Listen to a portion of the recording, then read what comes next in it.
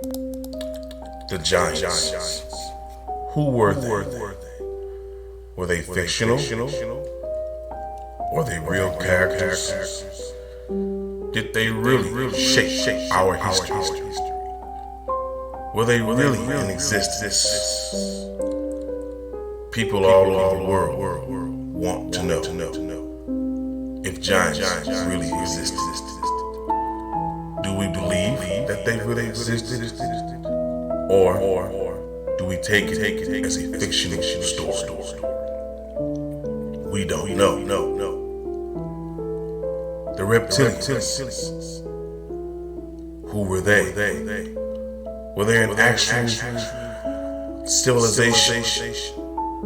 Were they an actual advanced civilization from the world, from an interdimensional dimension? Did they really shape our humanity?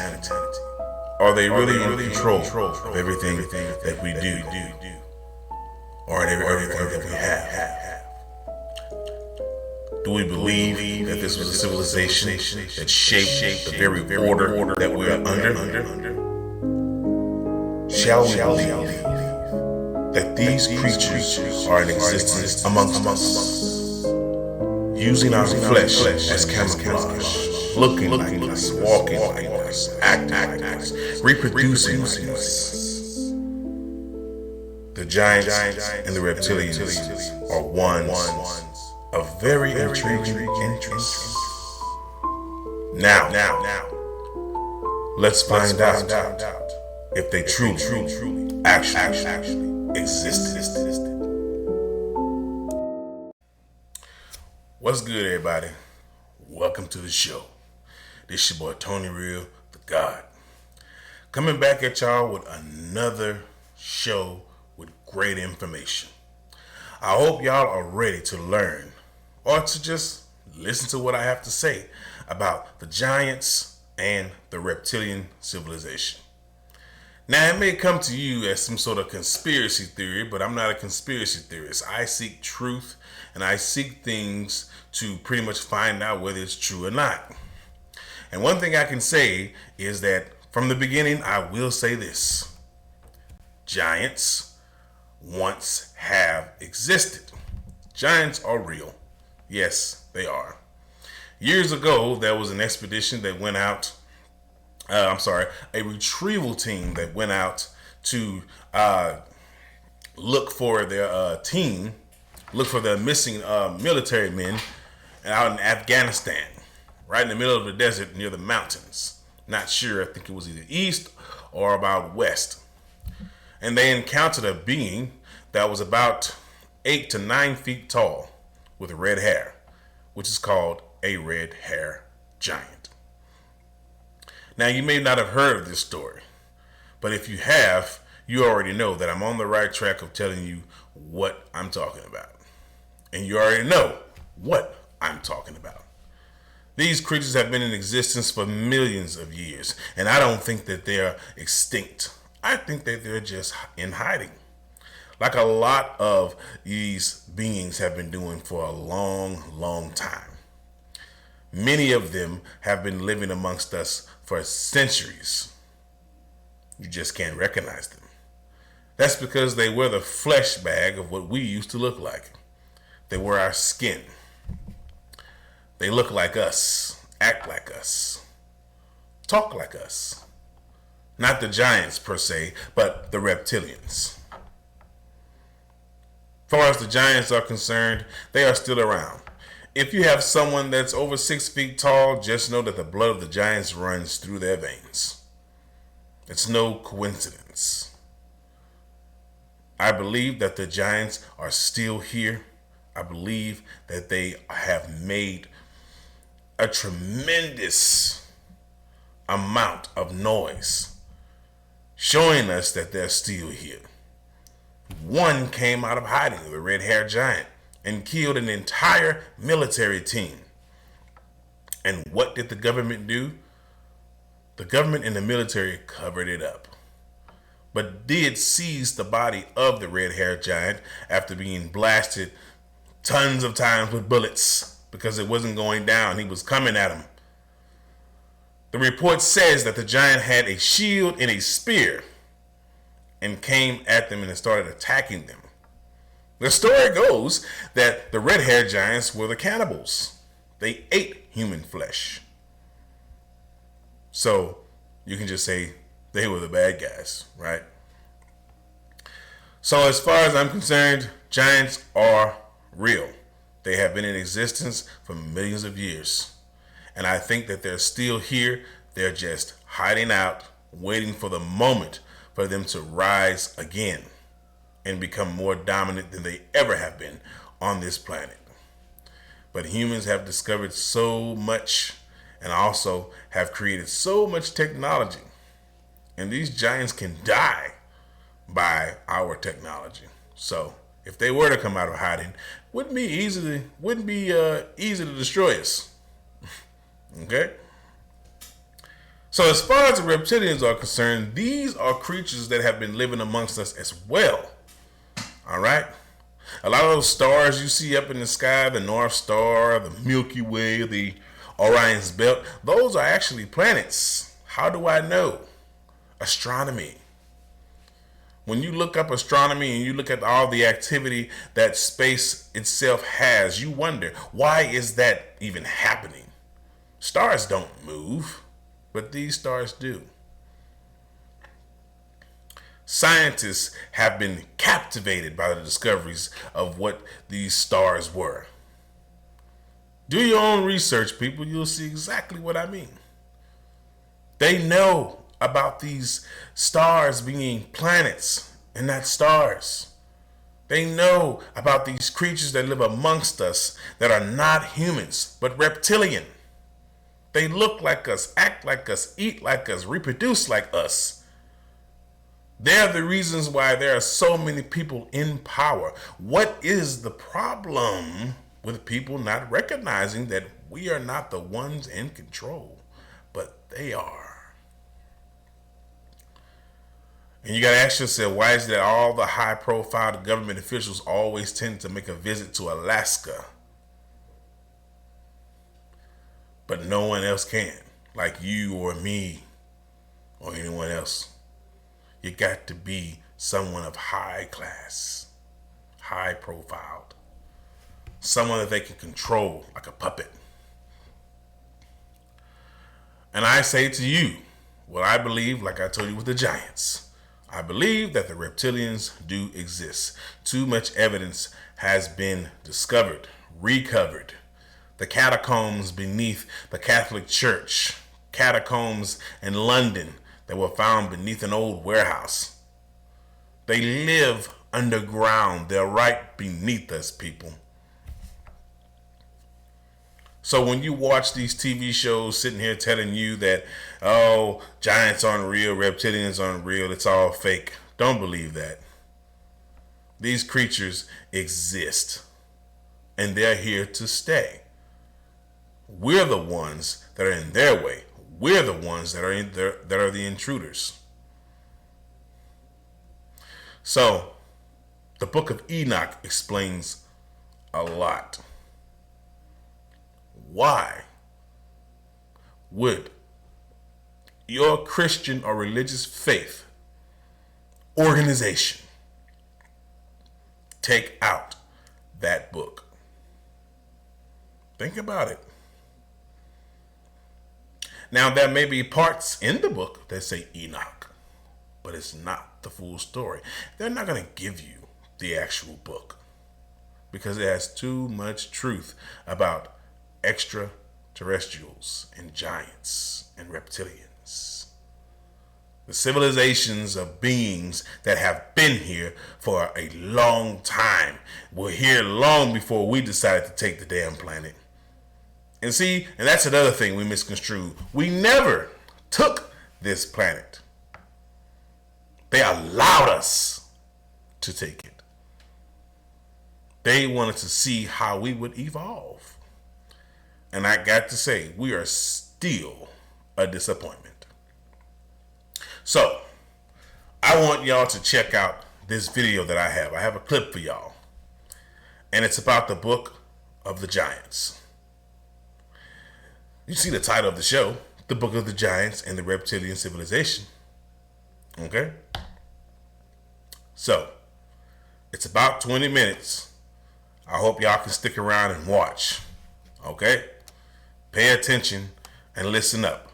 And you let me know in the comment sections below what you think about what you heard on that clip. And I'll return to give you I'll return to give you my final thoughts on that clip. Enjoy the clip.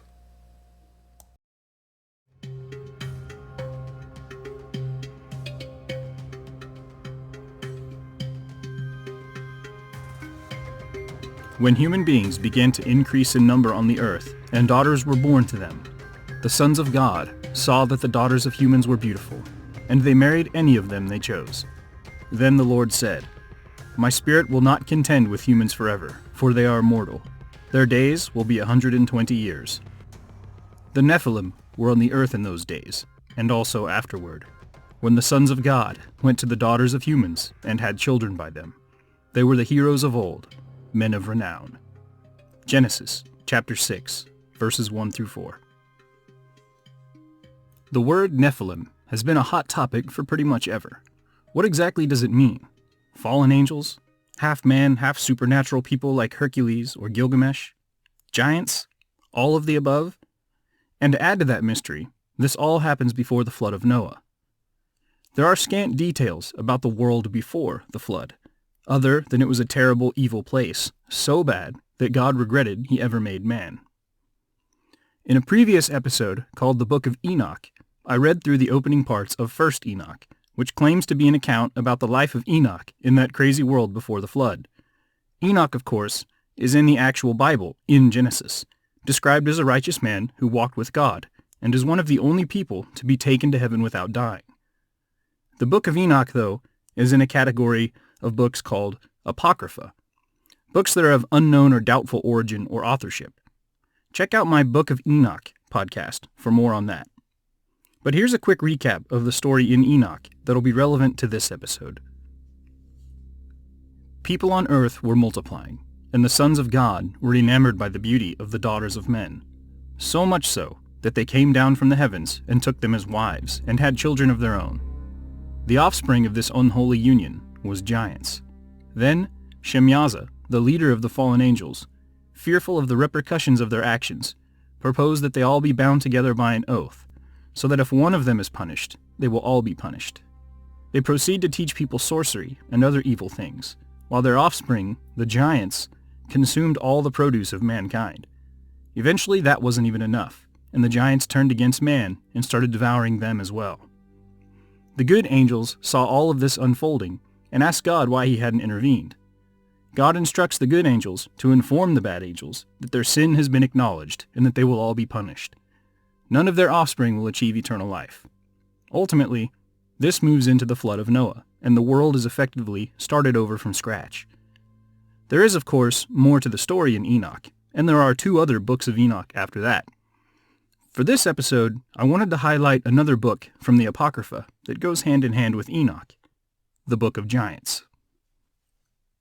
The Book of Giants was among the works found in the Dead Sea Scrolls, and as such is dated to around the 2nd century BC. It is part of the antediluvian or pre-flood narrative alongside the Book of Enoch. As I mentioned before, it is an apocryphal book. It doesn't have a clear origin or a particularly strong tradition behind it, nor is it reliably sourced to or claimed by any specific author. Only fragments of this text survive, so there are quite a few missing words and sentences that can make it hard to read. But there's enough there to get a general idea of what is going on when you compare it with the events of the Book of Enoch. The Book of Giants more or less expands on what is happening in 1st Enoch, from the perspective of the giants. In particular, Oya and Haya, the sons of the fallen angel Semyaza, and also Gilgamesh, and yes, quite likely the same Gilgamesh from the Epic of Gilgamesh, though perhaps on a different timeline. What follows will be a paraphrased version of a couple of takes on the incomplete Book of Giants. I'll link to sources in the accompanying blog post on loreandlegends.net. So here is the Book of Giants.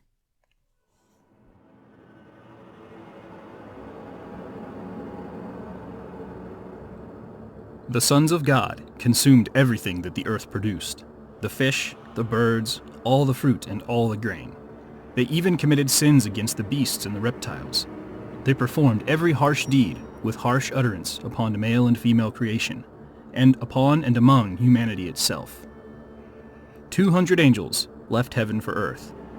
The 200 angels seized 200 donkeys, 200 asses, 200 sheep, and rams of the flock, 200 goats, 200 beasts of the field from every animal and from every bird, for experiments and breeding with humans. The fallen ones defiled all of creation, and begat giants and monstrous creatures. They corrupted the entire earth, defiling it by shedding blood at the hands of the giants. But this did not satisfy them, and they sought to devour and destroy much more. They were abominations who lacked true knowledge, and as the earth grew more corrupt, the giants grew more powerful. They considered persuading more angels to come to earth, otherwise their rule might perish and die. They caused great corruption on the earth, and believed that perpetuating that corruption was the only way to avoid destruction themselves. One day, the giant Mawe had a vision that men drenched a tablet in water so that it was covered. It was then lifted out, and all the inscriptions but 3 had vanished. He went to the other giants to discuss the dream. "This vision is cause for cursing and sorrow," they said to him, and Mawe replied, "I am the one who will be blamed for the deeds of those cast down out of heaven, and I shall have to go hear the spirits of the slain, complaining about their killers, and crying out that we should all die together. When I am sleeping and dreaming, bread and dwelling will be denied to me." So troubled with this vision, the monsters entered into the gathering of the giants. The giant Oya, son of Shemyaza, said to Mawe, "Who showed you all this vision, my brother?" "Barakel, my father, was with me, and experienced the same vision." But before Mawe had finished telling what he'd seen in his dream, Oya said to him, "Now I have heard wonders. If a barren woman is giving birth, now that would be a wonder." Then Oya said to his brother Haya, "Are we to be destroyed upon this earth?" When they had finished discussing the dreams, both Oya and Haya wept before the assembly of giants and monsters. "Use your strength," the group said. Then Oya said to Haya, "This vision is for Azazel, for he showed the most corruption to humanity. The good angels will surely not let us be neglected. We are not to be cast down. We have strength and can fight for ourselves if need be." The giants all realized, though, that fighting the might of heaven is futile. Then Gilgamesh spoke. "I am a giant, and by my mighty strength of my own arm and my own great strength, I can vanquish anyone mortal. I have made war against them, but I am not able to stand against my opponents who reside in heaven and dwell in the holy places. They are stronger than I. The day of the wild beasts has come, and the wild man they call me." Then Oya said to him, "I have been forced to have a dream. Sleep came to my eyes to let me see a vision, and now I too know that we cannot win. Gilgamesh, I saw a tree uprooted, except for 3 of its roots. While I was watching, there came the good angels. They moved all of the roots into a garden, but not the 3. The vision concerns the death of our souls, and those of Gilgamesh and all his companions," said Oya. However, Gilgamesh said to me that it only concerned the fallen angels, and the giants were glad at his words. Then Oya left the assembly. Thereupon 2 more of them had visions, and sleep escaped from them. When it had passed, they went and told the monsters what they had seen, that in their dreams they observed a garden where gardeners were watering 200 trees, and large shoots came out of their roots. Then the garden caught fire and was destroyed. Then they went to the giants to tell them of their dreams. Enoch, the noted scribe, he will interpret the dream for us.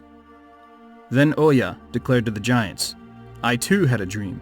The ruler of heaven came down to earth and made an end of us, and such was the ending of my dream." All the giants and monsters grew afraid and called Mawe. He came to meet the giants, who pleaded with him and sent him to Enoch. They said to him, "Go to Enoch so that he may speak to you, and then return, saying that you have heard his voice." Oya said to Mawe, "Enoch will listen and interpret the dreams and tell us how long we giants have to live." Mawe mounted up in the air as if upon strong winds, using his hands like eagle's wings. He left behind the inhabited world and passed over the desolation of the great desert. Enoch saw him and hailed him. He told Enoch why he had come, the contents of their dreams, and the fears of the giants and the monsters. Enoch listened, and then he presented Maweh with a tablet, which was full of foreboding about the coming judgment, but which offered some hope for the future through repentance. Enoch gave Maweh a copy of another tablet that bore Enoch's own handwriting. The writing on the tablet said, "In the name of God the Great and Holy One, this message is sent to Shemyaza and his companions. Let it be known to the giants and monsters that you will not escape from all the things that you have done. Your wives, their sons, and the wives of their sons will not escape either, and that by your licentiousness on the earth, judgment is upon you. The land is crying out to heaven about you and the deeds of your children and the harm you have done to it. Until Raphael arrives, behold, destruction is coming, a great flood which will destroy all living things, whatever is in the deserts and the seas. The meaning of the matters you tell to me is that judgment is upon you for all of your evil. But if you now loosen the bonds of evil, repent, and pray for forgiveness, you may yet be saved." And that's really all we have from the Book of Giants, as found in the Dead Sea Scrolls. I'll come back to that after a quick break.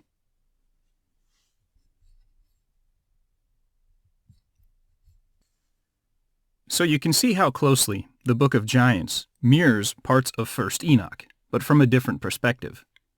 There are several things that stand out to me, but from an emotion standpoint, you can really grasp the sense of fear and regret the giants and the monsters feel. They keep trying to tell themselves that it's really all the fault of the fallen angels, despite their own involvement. They're like the person who is complicit in a crime getting caught and then throwing the other guy under the bus. The dreams they have get progressively more and more ominous until finally they get one where God himself comes down and executes judgment. And you'll notice that after that dream, they have a hard time saying that this is really just about the fallen angels. But we gotta back up a little bit too. This is called the Book of Giants, but monsters come up several times. It's never really explained in detail, but the general consensus here is that these are the crossbreeds, the half-bird people, half-god type beings. In my mind, I kind of picture something like the Egyptian gods. Anubis, the jackal-headed man, Horus with the falcon head, and even some of the Sumerian or Babylonian Anunnaki. And on with just about any kind of animal. A few other names that pop up that are also featured prominently in 1st Enoch: Azazel, Shemyaza, and Barakel. These are 3 of the fallen sons of God that are in Enoch. Azazel is ultimately the one who takes the brunt of the blame. You can see here in the Book of Giants that even the giants attribute much of the chaos to Azazel without skipping a beat. Shemyaza is the one who thought up the idea of making a pact amongst the fallen angels to commit to Earth and the consequences as a single group. Shemyaza is the one the 2nd tablet from Enoch is intended for, and it says the same basic thing as it does in Enoch, that they're all about to go down hard. Barakel is mentioned as well. He is the father of Maweh. In 1st Enoch, Barakel is associated with observance of the stars and astronomy. There's also a brief mention of the giants scoffing at the idea of a barren woman giving birth, which sort of reminds me of the Abraham, Sarah, and Isaac story. And in this Enoch-centric pre-flood world, we also get the name Gilgamesh. I covered the Babylonian story of Gilgamesh in a couple of previous episodes. No doubt a lot of people take a very syncretistic view to parts of the Epic of Gilgamesh and the Book of Genesis, particularly the flood of Utnapishtim and the flood of Noah. I go into more details on those specific issues on loreandlegends.net in posts titled The World Before the Flood and Gilgamesh Addendum, Flood Myths, and another one called Syncretism, which I'll also put in the description for this episode. The Gilgamesh we get, albeit briefly, in the Book of Giants, is incredibly similar to the Gilgamesh from the Epic of Gilgamesh. He's a boaster, in both cases, who loves to talk about his own strength and his dominance of men. But he also admits that he can't quite take on a quote-unquote god, the little g gods in this case being the angels of heaven, and his part-god lineage running through the fallen angels. He's also not a fan of being mortal in both stories, and he's willing to fight for immortality. Of course, The Epic of Gilgamesh is centered around his quest for immortality, wherein the Babylonian gods repeatedly tell him no. It's easy to see why so many people take books like this and point towards a common past. You have creation, the fall of man, the corruption of the world, and the world being ruled by monstrous deities that are only part human, as well as the giants. That's a pretty common theme in a lot of mythologies. A pantheon of lesser gods, some more good or bad than others, but all of them seeming to operate to their own ends. Actual giants in the literal sense appear across the board as well, as do the shape-shifting little g gods themselves. The Egyptian deities were known to be transformers, Isis into a bird, Set into a beast. Zeus is famous for transformations into sexual exploits in Greek mythology, and there's giants and titans there too. In the Greek legend, Zeus sends a flood to wipe out bad humans. The Noah figure in that story is Deucalion. There are scraps about an Egyptian flood narrative as well, and I've also told a handful of Native American flood myths in my past episodes, including a really recent one called Navajo Creation Lore, Thunderbirds, and my first episode, Coyote. Norse mythology, Hindu mythology, it goes on and on. The differences here are all in timeline, characters, and the nature of big G god versus little g gods. In the Epic of Gilgamesh, the flood occurred well before Gilgamesh's time, and it was already a myth. He learned about the flood of Utnapishtim. The Noah-ish character in that legend he had to seek out on a long and dangerous journey. Then, unable to achieve immortality, Gilgamesh went on to get old and die naturally, as opposed to being wiped out by a supernatural calamity. In virtually all other stories, except for a couple of Native American stories, the little g gods that are involved are more similar to the good angels and the bad angels of the Book of Enoch and the Book of Giants than to big G God. So if you do some mental gymnastics, you could squeeze this all into a rough timeline, and then try to say that the little g gods were the fallen angels on different parts of the world who created characters like Hercules and Gilgamesh, in turn before all of them being wiped out in a flood, but in the process, you've basically destroyed all of the original characters, their meaning, and their historical context. It's all an interesting thought, but it probably shouldn't be more than that. A relevant quote I like from a scholar and theologian named Ben Witherington III is, "Text without context is just pretext for whatever you want it to mean." I'll go back to the word syncretism. I wrote about it on loreandlegends.net, but basically, it's the idea that we see things that appear vaguely similar and then conclude that they must in fact be the same thing, even without looking at any of the context behind the individual components themselves. And again, Enoch and Giants are both works in Apocrypha. They aren't canonical religious beliefs, especially in the case of the Book of Giants. The works in the Apocrypha are all interesting in their own way, but I think a lot of times people stumble on these books and they feel like they're the first one to ever see them, or that they were nefariously hidden for a long time. And usually that's not the case. In fact, almost never that's the case. A lot of really bright minds have looked at this stuff, and they've all reached the same conclusion over the centuries, that these books can't be verified, they can't be trusted, and many of them are forgeries, claiming to be written by someone that they're not. But certainly that hasn't stopped discussion and fascination with these books. So what do you think about the Book of Giants and the Book of Enoch? Is there something there, or is this just a really inventive prequel of sorts to the Book of Genesis that already existed, picking up on the same few verses that have fascinated people forever and creating a story where there might not be one? As you can see, the Book of Enoch holds a lot of information about the giants, how they ruled this world, how they didn't want to die, they didn't want to perish, how the humans became the new dominant being on the planet.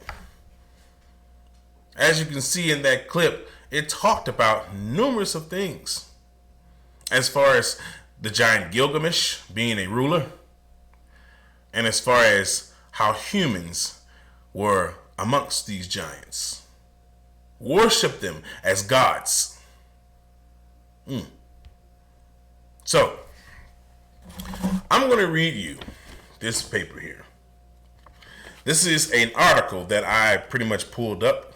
It's called the Dead Sea. I pulled up from the Dead Sea Scrolls text. Okay? this article here. So I'm going to go ahead and read this to y'all, and y'all make sure y'all listen up. And it's about the book of the giants. So here we go, y'all. It is fair to say that the patriarch Enoch was as well known to the ancients as he is obscure to modern Bible readers. Besides giving his age, the book of Genesis says of him only that he walked with God, and afterward he was not, because of God had taken him. And this is in Genesis chapter 5, verse 24. Okay, y'all? This exalted way of life and mysterious demise made Enoch into a figure of considerable fascination, and a cycle of legends grew around him. Sorry for that, y'all. Had a little mosquito trying to suck my blood. All right, y'all. Many of the legends about Enoch were collected already in ancient times. Several long anthologies. The most important such anthology, and the oldest, is known simply as the Book of Enoch. I mentioned Enoch. I mentioned the book. I mentioned how the Christian organization didn't want to put the complete book in the Bible, or took it out, and also took it out of the Bible as well, and then put it back, only put back the parts that they wanted y'all to know. Think about it, people. Kind of makes you want to question your religion there, or just a little bit. So it says here, comprising over 100 chapters, it still survives in its entirety. Not actually. Although only in the Ethiopic language, which can be interpreted if y'all want to, look that up. All right. Tales of the same tale, but a little bit more detail. And forms an important source for the thought of Judaism in the last few centuries BCE. Significantly, the remnants of several almost complete copies of the Book of Enoch in Aramaic were found among the Dead Sea Scrolls. And it is clear that whoever collected the scrolls considered it a vitally important text. All but one of the 5 major components of the Ethiopic anthology have turned up among the scrolls. But even more intriguing is the fact that additional, previously unknown or little known texts about Enoch were discovered at Qumran, or Qumran,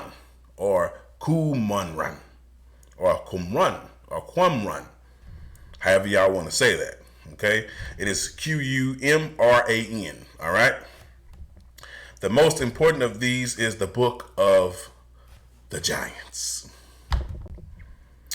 Enoch lived before the flood during a time when the world in ancient imagination was very different. Human beings lived much longer, for one thing. Enoch's son, Methuselah, for instance, attained the age of 969 years old. Another difference was that angels and humans interacted freely. So freely, in fact, that some of the angels begot children with human females. This fact is naturally reported in Genesis chapter 6, verses 1 through 4, y'all. But other stories view this episode as the source of the corruption that made the punishing flood necessary, according to the book. Let me turn the page right quick, y'all. Of Enoch. The mingling of angel and human was actually the idea of Shemhaza, the leader of the evil angels, who lured 200 others to cohabit with women. To cohabit, y'all. Sorry about that. To cohabit with women. The offspring of these unnatural onions were giants, 450 feet high. The wicked angels and the giants began to oppress the human population and teach them to do evil. For this reason, God determined to imprison the angels until the final judgment and to destroy the earth with a flood. Enoch's effort to intercede with heaven for the fallen angels were unsuccessful. The book of Enoch, chapter 1, verses 6 through 16. That's where you can read that in your half book of Enoch in your Bible. The book of the giants retells part of this history and elaborates on the exploits of the giants, especially the two children of Shemihaza, Ohiah and Haya.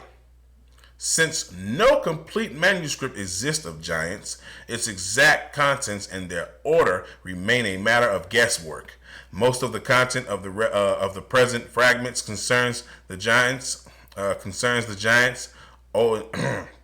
ominous dreams, and Enoch's efforts to interpret them and to intercede with God on the giants' behalf. Unfortunately, little remains of the independent adventures of the giants, but it is likely that these tales were at least partially derived from ancient Near Eastern mythology. Thus, the name of one of the giants is, like I said earlier, y'all, Gilgamesh, the Babylonian hero and subject of a great epic written in the 3rd millennium BCE. Now, if you would like a copy and to read this article, right there on the screen is the source where you can find this article and read all about it. The Dead Sea Scrolls text on the Book of the Giants. Sounds like to me that the angels that huddled up to have a little bit of shinny digs with the human women sound like some extraterrestrials to me. They lived amongst them and walked amongst them freely. I don't believe they had wings. Oh, you can't prove that? You're right. I can't prove that. But I will say it that way. Because most beings that I have seen, that I have seen myself as a child growing up and as a man, when I look up in the sky or I was in wooded areas and seeing something that wasn't human, I didn't see wings. I saw a being with 2 legs, 2 arms. That's what I saw. Didn't see wings. And I've also seen and witnessed UFOs. Have never seen a winged humanoid creature flying that looks like us with wings. That's bullshit. It's all Hollywood fabricated ass bullshit. Me personally, I believe that the angels were extraterrestrials, aliens. I believe that also the very God that the Christian or religious organization believes in is an extraterrestrial. Preferably Incan and Lil. Okay?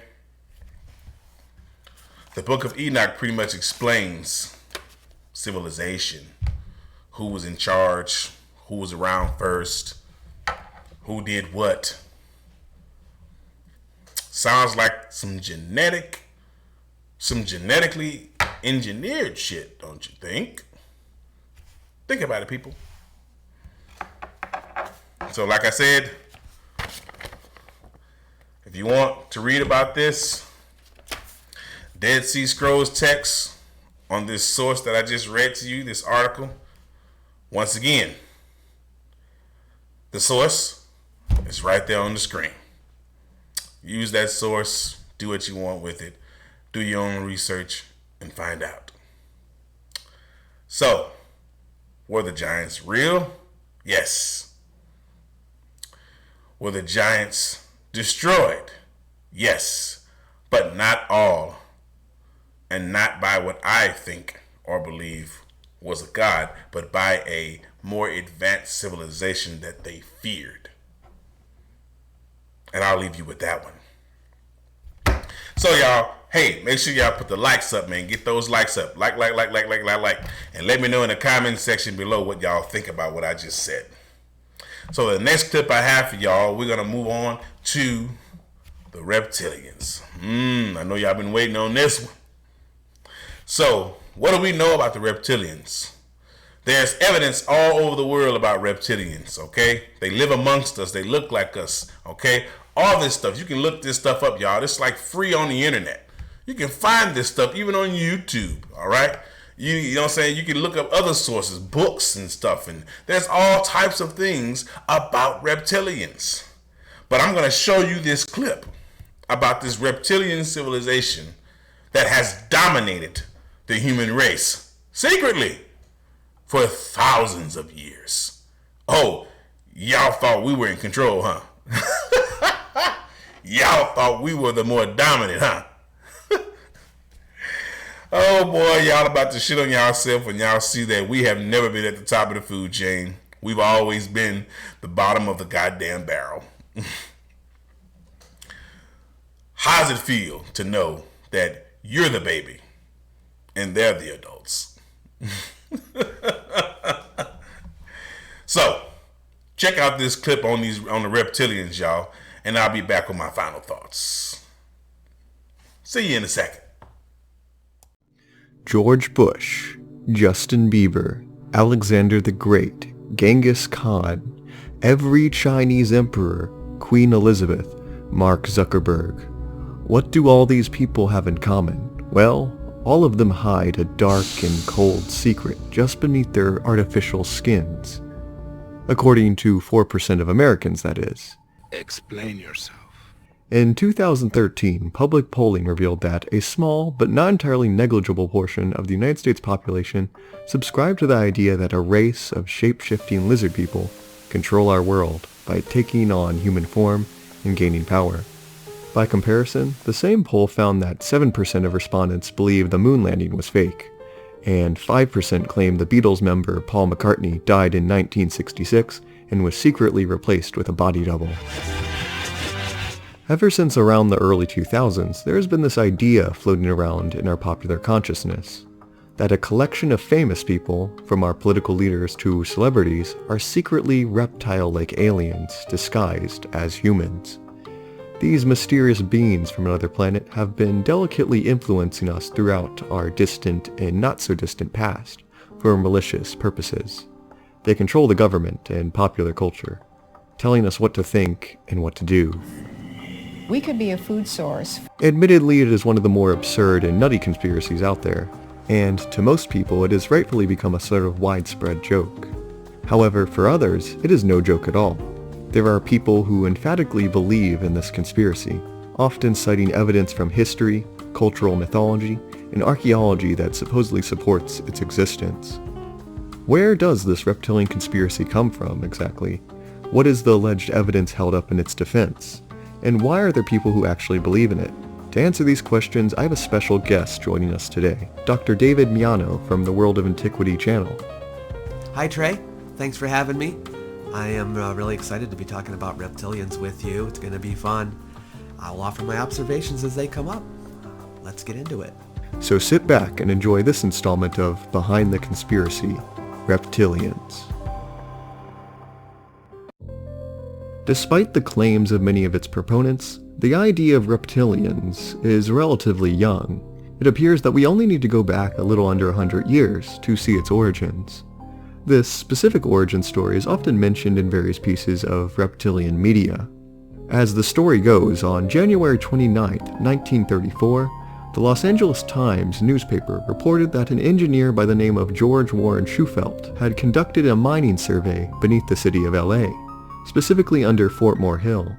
Shufelt claimed to have discovered, with the help of a so-called radio X-ray machine, a complex labyrinth of underground tunnels and catacombs. His X-ray pictures revealed rooms of solid gold and massive subterranean passages, going as deep as 100 feet below the surface. And according to him, this intricate network formed the shape of a lizard. After consulting with a Hopi Indian by the name of Little Chief Greenleaf, Shufelt concluded that the tunnels were in fact something out of an old Hopi legend, the remains of a vast underground city built 5,000 years ago. Not by humans, but by the lizard people. According to Chief Greenleaf, there was once 3 such cities along the Pacific coast of North America, constructed in order to escape some kind of great fiery cataclysm. 1,000 families of these lizard people dwelled beneath the earth, keeping records on gold tablets. This ancient race was also incredibly intelligent. The intellectual accomplishments of their 9-year-old children were equal with those of present-day college graduates. We are told that all of Schufeldt's attempts to excavate this forgotten city beneath a city were unsuccessful, to say the least. We will talk about this more in depth later, but according to most retellings, funding on his project dried up, and his findings never saw the light of day. The ruins of the lizard people and their dozens of gold treasures are allegedly still down there in the dark, just beneath the bustling streets and sidewalks of America's second largest city. From Schufeldt's original discovery, we see the emergence of several similar conspiracies. Soon after, in the 1940s, occultist and writer Maurice Doreal wrote a little-known pamphlet entitled Mysteries of the Gobi, where he describes a serpent race with bodies like man, but heads like a great snake. These snake men had the ability to take human form. In an unspecified prehistoric era, they engaged in a violent war with humans and were driven to near extinction. Where Doreal got this information is anyone's guess. In the 1990s, Doreal's writings would later influence conspiracy theorist David Icke. Icke's writings are a whole nother story, but essentially just expanded on these original concepts, that a race of ancient lizard-like creatures from another star live underground in bases throughout the world, and have disguised themselves as influential humans. Mainly royal bloodlines in wealthy dynasties, the Bush family, the British royal family, and the Rothschilds, etc. These creatures secretly feasted on human flesh or had some other malicious purpose in mind for us. Icke's influence took these relatively unknown ideas to the mainstream, and as a result, the conspiracy of the reptilians, or reptoids, took on a new life and resonated particularly well among right-wing conspiracy theorists. It is claimed that humans for thousands of years have been encountering these beings, and evidence of these interactions have been preserved in the artwork and stories of ancient humans. In the wake of this surge, believers searched the past for corroborating evidence. Ancient Aliens featured several of these in their episode, and I will give a brief overview of them before we take a closer look. One of the most common examples used to prove the existence of reptilians are these mysterious figurines from Neolithic Mesopotamia, modern-day Iraq. They are one of the few pieces of physical evidence, tangible artifacts, used by proponents. Archaeologists know them as the Ubaid lizard people figurines, excavated from several Mesopotamian sites such as the prehistoric cities of Ur and Eridu. The clay statuettes are all dated to the Ubaid period of the region, and depict humanoids with thin and elongated bodies, coffee bean-shaped eyes, and pinched noses that give their faces an overall reptilian-like appearance. Ancient Aliens posits that they are too realistic to depict mythological or fantasy creatures, and are in fact based on the real deal, living, breathing lizard men and women encountered by our early ancestors. In addition to these figurines, reptilian proponents use a wide variation of mythological stories and religious texts from cultures around the world to suggest they are all talking about the same thing. Several cultures mention reptile gods or powerful snake-like beings. As we mentioned before, Schufeldt believed that the Hopi tribe of North America had one such story. Ancient Aliens primarily focuses on the Hebrew Bible. They claim that the Bible references the existence of a serpent race called the Sephirim. According to them, the snake or Nahash in the Garden of Eden was just one of a race, and was completely humanoid prior to God punishing it for tempting Eve in the garden. South Asian mythology mentions the Nagas. Ancient Aliens defines them as a semi-divine race of serpent people, with the Well of Sashana serving as the entrance to the underground city of the Nagas, named Patala. The Jinn in Islam and the feathered serpent gods of Mesoamerica are also viewed as lizard men, too. I could go on, but... According to legend, Alexander the Great was sired by a dragon.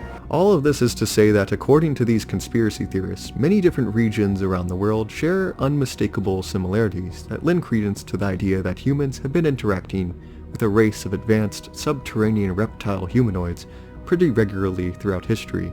from at least the Neolithic until relatively recent times, Hellenistic periods, and so on. Now, this is a lot to unpack. At its surface, I'm so sorry, I know I really need to stop doing puns. The evidence for the reptilian conspiracy may seem a tad bit compelling, but this is only because of the way books and TV shows like Ancient Aliens have phrased and presented these examples. In reality, the reptilian conspiracy is built on nothing more than blatant lies and misinformation. Let's break it down.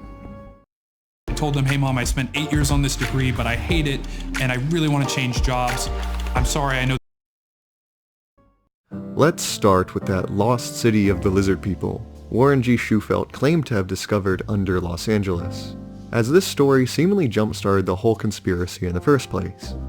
The account as told in the original LA Times newspaper, and how many have since retold it, is misleading, if not entirely wrong, as it leaves out many crucial details. For example, you might be asking, if these catacombs exist, why are there no pictures taken of them or of the supposed gold tablets? Well, it's because the whole story is itself a bunch of bunk. All the claims of Shufelt, told to the press, were completely unsubstantiated, as he never presented any kind of physical proof to back himself up. Not a single tablet or engraved stone, not even pictures taken inside the tunnels. The radio X-ray device Shufelt claimed to have used to find the site in the first place was nothing more than a glorified dowsing rod when looked at closer, as it had nothing to do with either radio waves or X-rays. As many of you might have guessed, George Warren Shufelt was not the most trustworthy of individuals. If one looks back at the records, he had a long history of pulling publicity stunts just like this. According to the newspaper records, would-be treasure seekers have been looking for gold beneath LA's Fort Hill ever since the late 1890s, long before Shufelt even started. All of them turned up empty. A couple decades later, on March 4th, 1933, a very familiar name appears in an edition of the LA Times, almost an entire year before that very same newspaper would run the lizard people story. Wait a minute. Our old friend Shufelt and a group of men had decided to pick up where the 1890s gold hunters left off, and began excavating Fort Hill. Oh, not for reptilian gold, but conquistador gold. According to him, in his possession was an ancient sheepskin map, indicating that Spanish treasure had been buried under the hill over 100 years ago. Hundreds of gold doubloons were just waiting to be dug up. In this version of events, we get no mention of the fabled lizard people. Warren Shufelt's adventures are subsequently detailed pretty extensively in the LA Times that year from March to April. His team repeatedly petitioned the LA Board of Supervisors for extensions and funding on their project, with the intent of splitting the treasure with the city once it was discovered. They would consistently claim they were just about to unearth their goal, if only they had a little more time. By September of 1933, however, Shufelt and all but one of his original team officially gave up the search. It's not that the project ran out of money, it's that it just found nothing, and the LA Board of Supervisors had begun to suspect that they were being duped. Even at the time, few believed the claims of Shufelt and his accomplices. One article claims that they were heckled by streetgoers as they worked. As the months wore on, everybody seemed to have realized that the story was just a bunch of hot air. Reporter Ed Ainsworth mockingly wrote, "Isn't it funny how early Spaniards seemed to do nothing but trapeze around the country with jackloads of gold bullion? They never apparently wanted to spend their gold." It was yet another version of the typical dying prospector story, one that many at the time had not only heard, but had been fooled by before. We should not forget that the backdrop for this whole incident was the height of the Great Depression in the United States. Thousands of unemployed men across the country were in dire need of work and a wage. The idea of uncovering a secret cache of Spanish gold to bring people from rags to riches was a tempting prospect. In fact, much of the digging was done by hand, as a public works project to provide jobs for the city of LA during the Depression. The story helped motivate people, even if it was all for naught in the end. Seriously, blame the Great Depression for giving us reptilians. The whole thing would have lapsed into obscurity, if not for Shufelt's infamous reappearance in the LA Times in January 1934, in the article that we read before. Yes, Shufelt, after abandoning his project as a failure, for some reason decided to return to the press for a second time, with a familiar but tweaked version of his original tale. In this new version, there was no mention of a sheepskin map or Spanish conquistadors. Instead, Shufelt claims that all along he was searching for an ancient city belonging to the race of lizard people. This is also where we first hear about the character of Little Chief Greenleaf and the Hopi legend. So here's the thing. Why change the story so drastically and suddenly? Well, as it turns out, it appears Shufelt made it all up. And I mean everything. Let's start with his source, Little Chief Greenleaf. In reality, there is no record of such a person ever existing, according to the birth and death certificate databases of the Hopi Reservation. Now, this doesn't rule out his existence entirely, but I find it rather suspicious that the only reference I can find to this person ever existing is this single newspaper article. Wait a second, I feel like I've been in this situation before. I suspect that Shufelt might have created Greenleaf out of whole cloth, fabricating an Indian persona for himself to use as a puppet, and in doing so lend credibility to his story. Likewise, the supposed Hopi legend of the lizard people living underground doesn't appear to exist either. Skeptic Brian Dunning, after consulting tribal writings and ethnographic accounts, was completely unable to find any basis for the story in actual Hopi mythology. In fact, the Hopi don't even live in California. Shufelt might have actually meant the Zuni tribe, not the Hopi, as the Zuni do in fact have a vaguely similar legend about their ancestors living in underground caves. It goes like this. Men and creatures were more alike then than now. Our fathers were black, like the caves they came from. Their skins were cold and scaly like those of mud creatures. Their eyes were goggled like an owl's. Their ears were like those of cave bats. Their feet were webbed like those of walkers in wet and soft places. They had tails, long or short, as they were old or young. Men crouched when they walked, or crawled along the ground like lizards. They feared to walk straight, but crouched as before time they had in their cave worlds, that they might not stumble or fall in uncertain light. Shufelt's version is a bit of a bastardization of the original Zuni myth. The real legend isn't talking about a city of intelligent lizard people. It's a creation myth for humanity, like the story of Genesis. According to the Zuni, humans originated from caves and were once far more animal-like until they went to the surface. This mythology is definitely interesting, but not exactly evidence of anything but humans telling creative stories. Shufelt seemingly twisted the original myth to sound far more science fiction-y than it really was, by adding falling stars and advanced technology. Scholars have also noted that his version is very reminiscent of pulp science fiction authors at the time, particularly the works of Robert E. Howard of Conan the Barbarian fame, and H.P. Oh God, Why Is My Cat Named That? Lovecraft. Howard created The Serpent Men of Elusia, while Lovecraft created stories like The Nameless City. It is entirely possible that Shufelt was familiar with these stories, and used elements of both in his claims about the lost metropolis beneath LA. If I were to guess, Shufelt saw that he had taken the old Spanish gold story as far as it could. After failing to produce results the first time, he needed additional funding and a new audience. Using a combination of Zuni myths and science fiction stories he had read about, he produced a fresh new tale to grab people's attention and get his treasure hunting business back on track. It doesn't appear like it worked for him, as I found little of note about Shufelt following 1934. He died in 1957, age 71. His grave is apparently still in Valhalla Memorial Park in North Hollywood if anyone wants to check.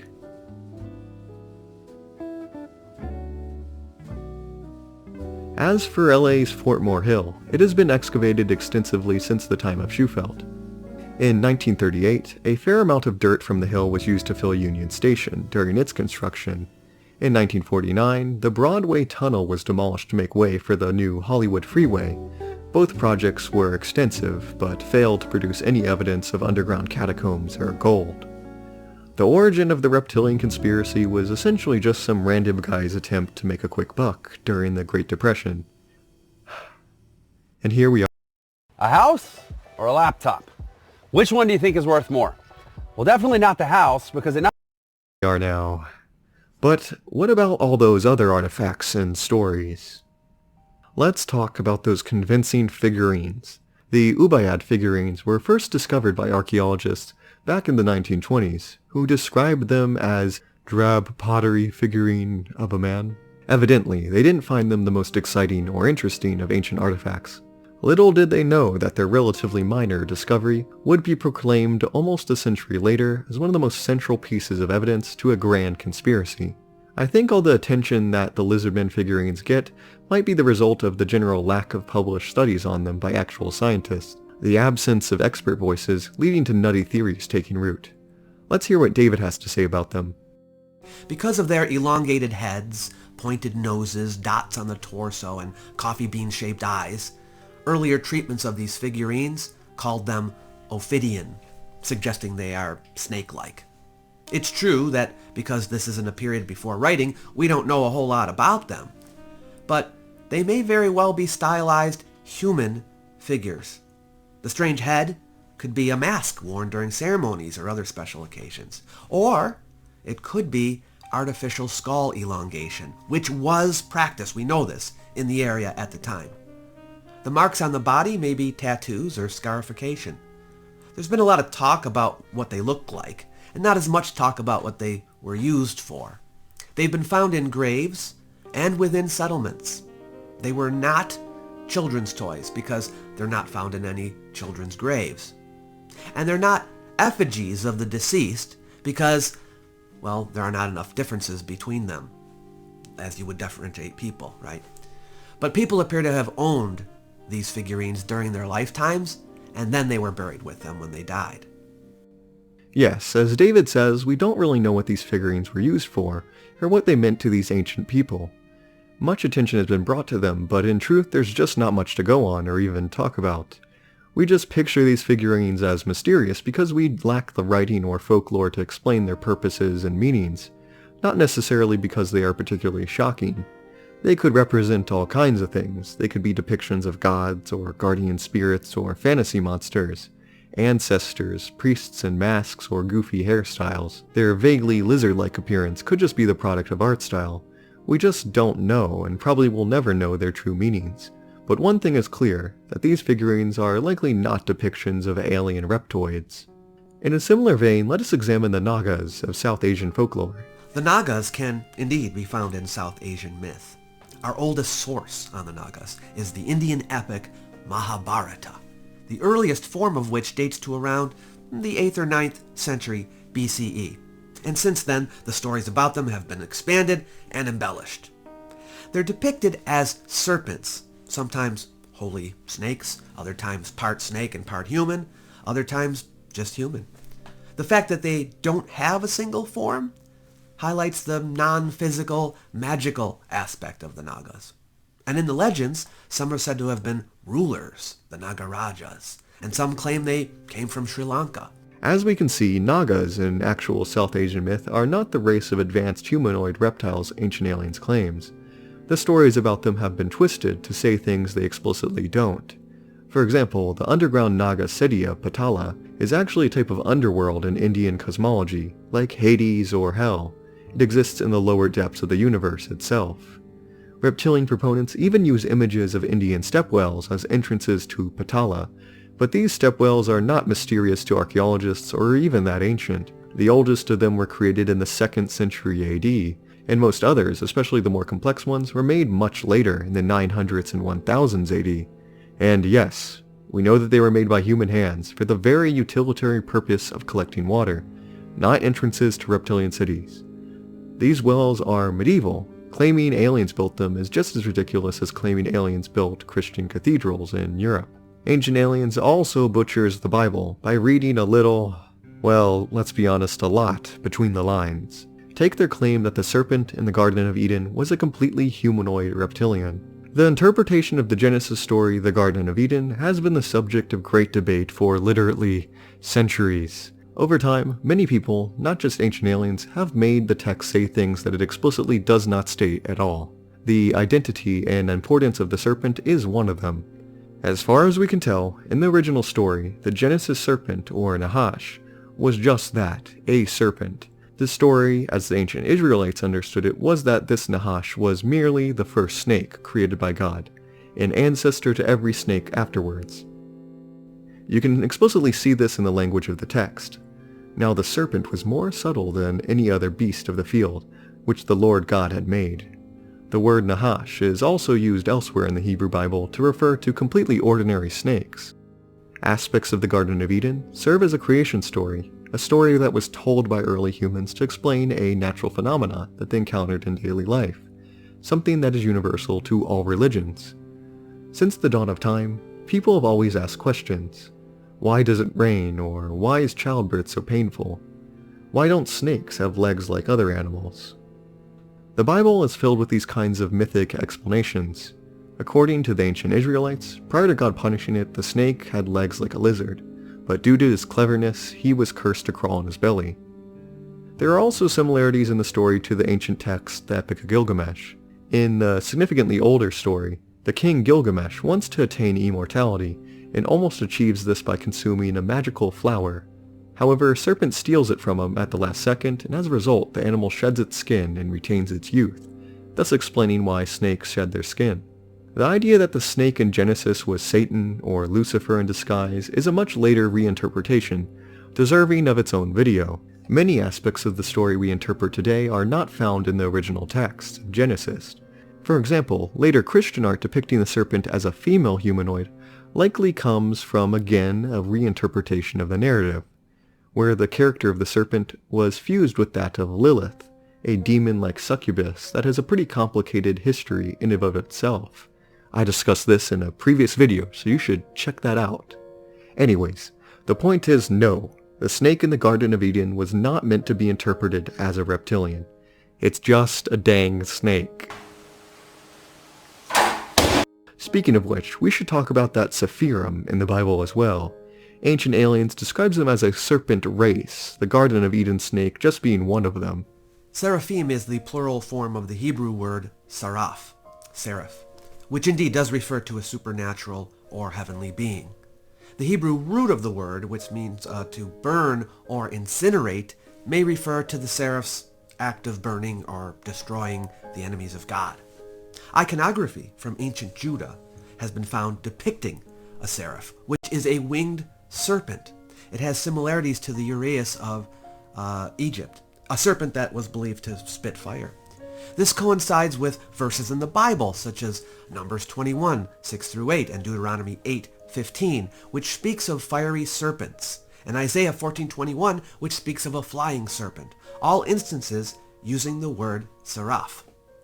Is a flying snake a reptile?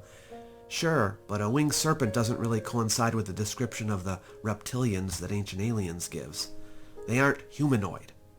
It's true that a passage in Genesis 3:14 has been interpreted by some to mean that the snake originally had legs, but this wouldn't automatically indicate it was humanoid. Humans aren't the only creatures with legs, after all. This is the best deal you'll see all day. 50% off at adamandeve.com, plus 10 free gifts including... Ancient Aliens does this a lot with mythologies, where they take these magical and fantastical stories 100% literally, and this is simply a wrong way to view them. This is the type of show that sees a guy wearing a crocodile costume and thinks it's an eyewitness sketch of an alien lizard. That's what we're working with here. The truth is, humans are an incredibly creative and imaginative species. We love making things up. Mythologies around the world are filled with chimeras, absurd monsters made up of different parts of real animals, haphazardly stitched together. Sumerian mythology had bulls with the faces of men and the wings of eagles. They had mermaids and scorpion men. Egyptians had jackal-headed men and crocodile-hippo hybrids. Creating stories about lizard men doesn't seem like it would be beyond their imagination. As any child will tell you, just because we dream up monsters and draw them, doesn't mean they are actually real. What Ancient Aliens and other conspiracy theorists just don't seem to understand about mythologies is that they are built on human imagination. They grow and develop over time, changing with each retelling of the story to best suit the audience and the storyteller. Take, for example, the mythical creature Medusa. We know Medusa today as the beautiful woman in Greek mythology. She is typically depicted as a woman with venomous serpents for hair. However, she was not always envisioned like this. In her oldest surviving depictions, she looks much different, shown to be far more centaur-like with the hindquarters of a horse. That's right, Medusa was originally a horse girl. This fact actually makes way more sense in the original myth with her role as the mother of Pegasus. Interestingly, if we fast forward a couple centuries later, we can see that ancient Greek artists changed the story and re-envisioned her as a monstrous ogre-like creature. and a couple centuries after that, she was viewed as far less grotesque, pretty similar to the image we have today. Mythologies are dynamic. They're not meant to be taken as literal history. They're often magical stories that exist to teach some kind of moral lesson. Upon closer inspection, all these reptilian stories from around the world are very different. There's no uniformity to them. Conspiracy theorists like to play fast and loose with their definitions of what counts as a reptilian story. It appears that any mythology that describes a vaguely reptile-like monster or spirit is instantly jumped on as proof of ancient aliens encounters. Snakes and lizards are everywhere. You can find them on all but one of the 7 continents, so it's no wonder that snake or lizard-inspired monsters appear in a lot of religions and myths. And at the end of the day, these stories are just that, stories. They don't prove anything except our species' ability to use our imagination. And that's the really disappointing thing about the reptilian conspiracy, is that it's built on such flimsy, non-existent evidence. It's such a dumb story that you would hope that its origins would be much more interesting. But in the end, it's just a bunch of nothing, built on plagiarism after plagiarism, and nutty science fiction-inspired interpretations of old myths. And this is where I'd like to take the time to acknowledge that the whole conspiracy has a rather unsavory undertone to it all, and as silly as it is not entirely harmless. Fittingly, the idea of the reptilians is pretty much just a blatant plagiarism of an older conspiracy, one that has existed in Western culture for centuries. Anti-Semitism, and the belief that Jewish people are not only evil, but secretly controlling the world's government. Christians even believe rumors that Jews drank the blood of children, just like the reptilians consuming humans like cattle. Let's please put this toxic mess in the waste bin of history, where it belongs. Well, this is kind of a depressing ending, so here's Lizard Bill Clinton. We could be a food source. I'd like to thank Dr. David Mayano again for joining me for this installment. Feel free to check out his channel for great archaeology topics. And with that, thank you so much for watching, and I hope you learned something new. See you guys next time. Still not convinced that reptilians are real, are you? Well, that's sad. If that video didn't convince you with all of that evidence, all of those things that was said about them, then I don't know what to tell you. Maybe you should go find the reptilians yourself to see if they exist. Because there are a lot of skepticals. There are a lot of you. You don't believe in any of that shit. You don't believe in anything. But you believe in God and angels. But you don't believe in giants or reptilians. How do you believe in something that's supernatural, but don't believe in anything else that's pretty much the same, supernatural? Oh, God, not the same. It's all supernatural, people. It's all supernatural. Think about it. Really, really sad. I'll tell you this in my final words on this. I hope y'all enjoyed that clip. Reptilians are real. They live amongst us. Hillary Clinton, I'm sorry about that sound in the back, y'all. Don't worry about that. Hillary Clinton, reptilian. Bill Clinton, reptilian. A lot of U.S. officials and other officials in foreign countries are reptilians. Barack Obama, reptilian. Michelle Obama, reptilian. Bush, reptilian. Donald Trump, 2 copies of himself, reptilian. The Donald Trump with the blue tie is the one that's the clone, just to let y'all know. And it's a reptilian at that. So, you may say, oh, what are you talking about, Tony? You know what you're talking about. Look at the evidence. Even some of your high-profile celebrities are reptilians.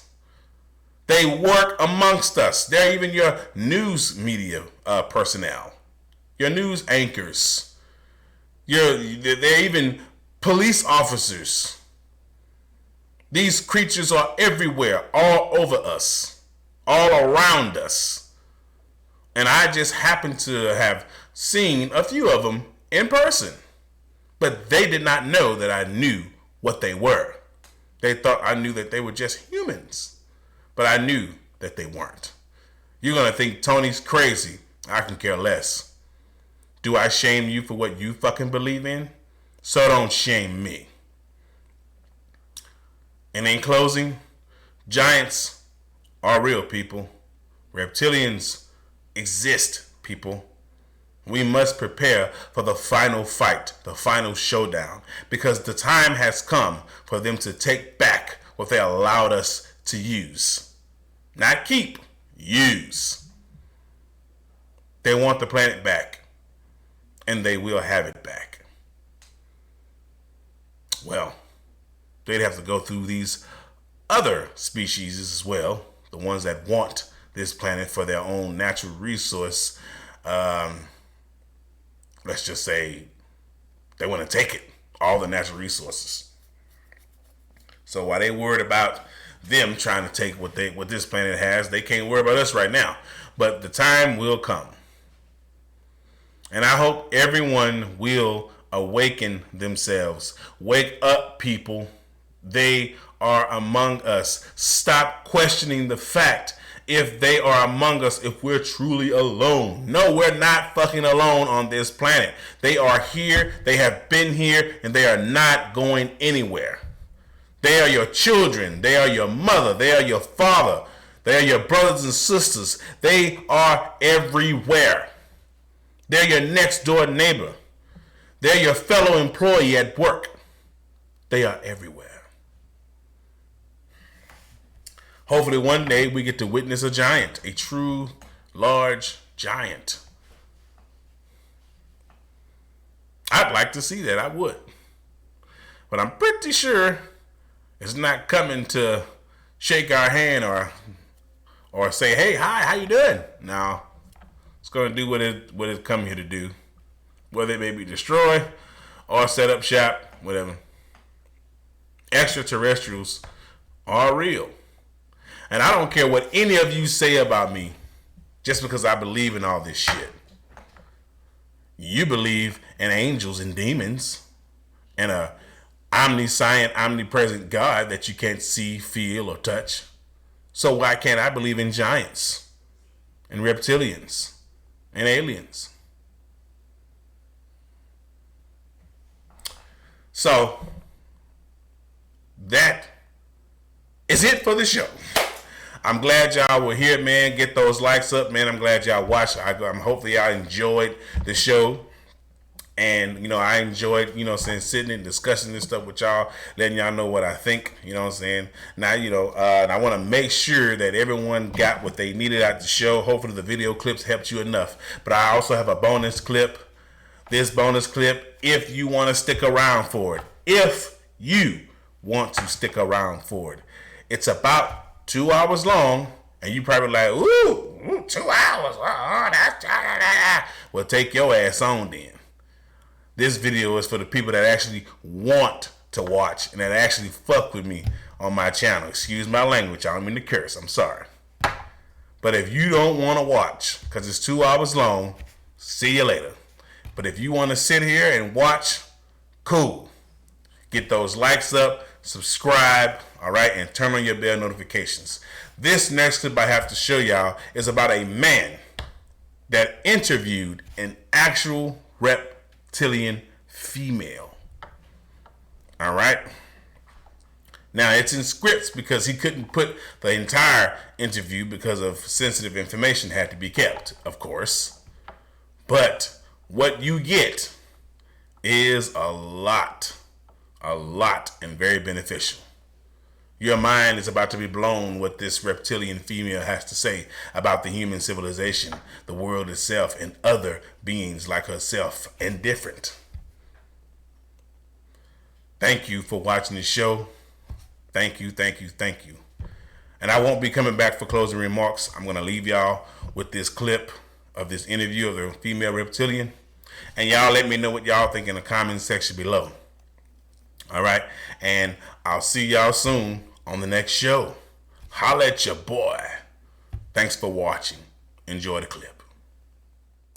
Lacertify Light translation by Chris Filer. Introduction. I certify that the following text is the absolute truth and no work of fiction. These are parts of a transcript of an interview I've made with a non-human and reptilian being in December 1999.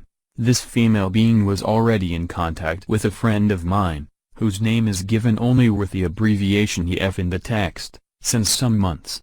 Let me declare that I was all my life a skeptic about UFOs, aliens and other weird things, and I thought that EF tells me just dreams or fictitious stories when he talked with me about his first contacts with the non-human being Lacerda. I was still a skeptic when I met this being on December 16 last year in that small warm room in the remote house of my friend near to a town in the south of Sweden, despite the fact that I saw now with my own eyes that she was not human.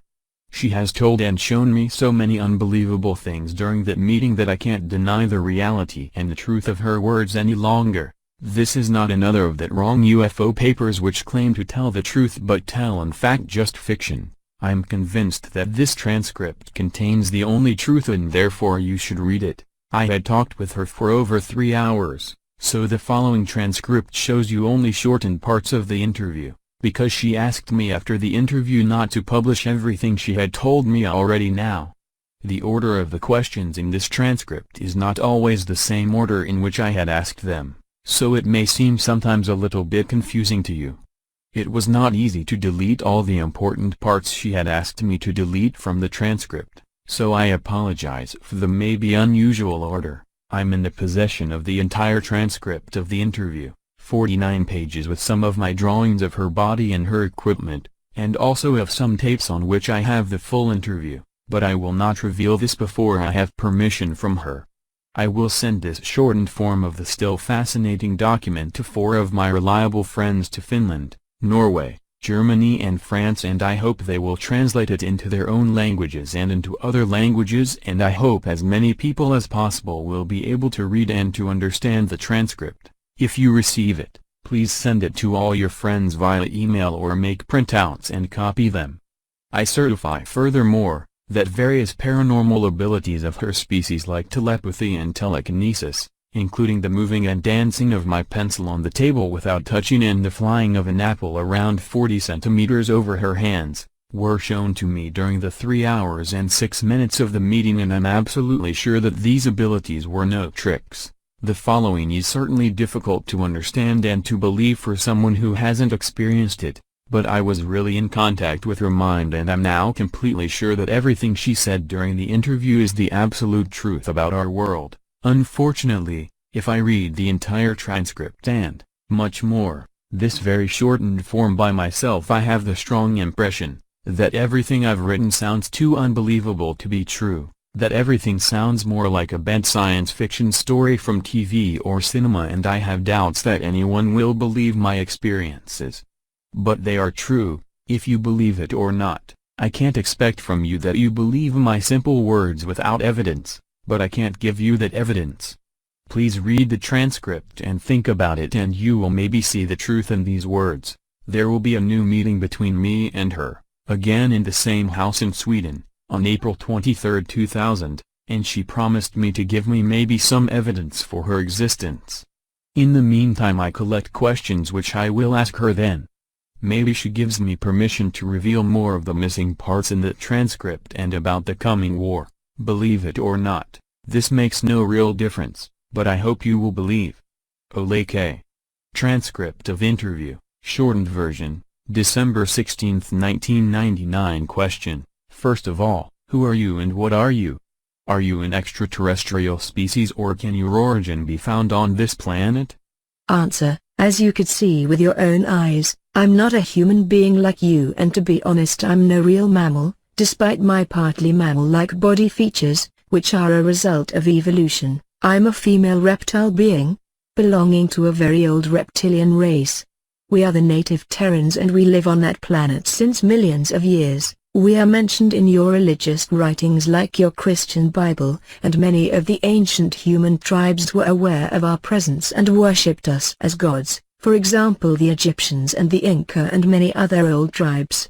Your Christian religion has misunderstood our role in your creation, so we are mentioned as evil serpent in your writings. This is wrong. Your race was genetically engineered by aliens and we were just the more or less passive visitors of this accelerated evolution process. You must know, some of your scientists have already supposed this, that your species had evolved in a naturally completely impossible speed within just 2-3 millions of years. This is absolutely impossible, because evolution is a much slower process if it's natural, but you have not understood this. Your creation was artificial and done by genetic engineering, but not by us but by an alien species. If you ask me, if I'm an extraterrestrial, I must answer no. We are native Terrans. We had and have some colonies in the solar system, but we originate on this planet. It's in fact our planet and not yours. It was never yours. Question: Can you tell me your name? Answer: This is difficult, because your human tongue is not able to pronounce it correctly, and a mispronunciation of our names is very offensive for some of my kind. Our language is very different from yours, but my name is, I will try to say it smoother by use of your human letters, something like Shiashakasksh with a very, very strong pronunciation of the SH and K sounds. We have no four names like you but only a single but unique name which is divided and characterized by the way of speaking and which is given not to children, who have a known children name, but only in a special procedure in the adolescent age at the time of either religious or scientific enlightenment or awareness, as you would call it. I would appreciate it if you don't try to say my real name with your human tongue. Please call me Lassiter. This is the name I generally use when I'm among humans and talk with them. Question: How old are you? Answer: We measure the time not like you in astronomical years and in the revolving of the Earth around Sun, because we usually live beneath the surface of the planet. Our time measurement depends on periodically returning cycles in the Earth magnetic field, and according to this, and said with your numbers, I'm today, let me calculate, 57,653 cycles old. I have reached my adult phase and my awareness 16,337 cycles ago. This is a very important date for us. According to your human time scale, I'm around 28 years old. Question: What is your task? Do you have a job like us? Answer: To say it with your words, I'm a curious student of the social behavior of your species. That's why I'm here and talk to you. That's why I have revealed my real nature to EF and now to you, and that's why I give you all that secret information, and why I will try to answer all the questions on your many sheets of paper honestly. I will see how you react, how others of your kind react. There are so many crazies and liars of your kind on this planet who claim to know the truth about us, about UFOs, about aliens and so on, and some of you believe their lies. I'm interested to see how your species will react if you make the truth, which I will tell you now, public. I'm quite sure every one of you will refuse to believe my words, but I hope I'm wrong, because you need to understand if you want to survive the coming years. Question: I've read your full statement, which you have given to EF, about this, but can you give me now just a short answer? Are UFOs real flying objects piloted by extraterrestrials, or do they belong to your species? Answer: Some observed UFOs, as you call them, belong to us, but most not.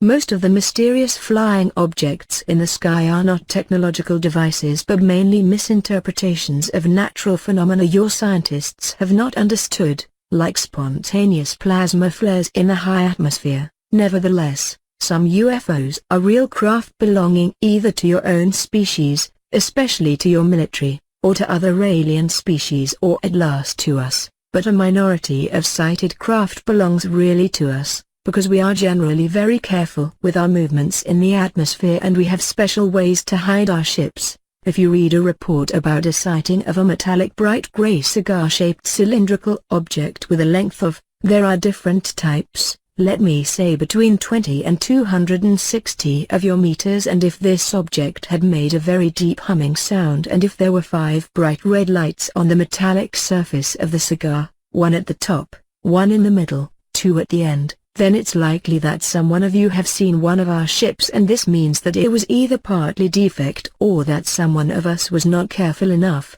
We have also a very small fleet of disc-shaped craft. but such UFOs belong usually to an alien species. Triangular UFOs belong generally to your own military, but they use foreign technology to build them. If you really want to try to see one of our craft, you should have a look at the skies over the Arctic, the Antarctic and over in Eurasia, especially over the mountains there.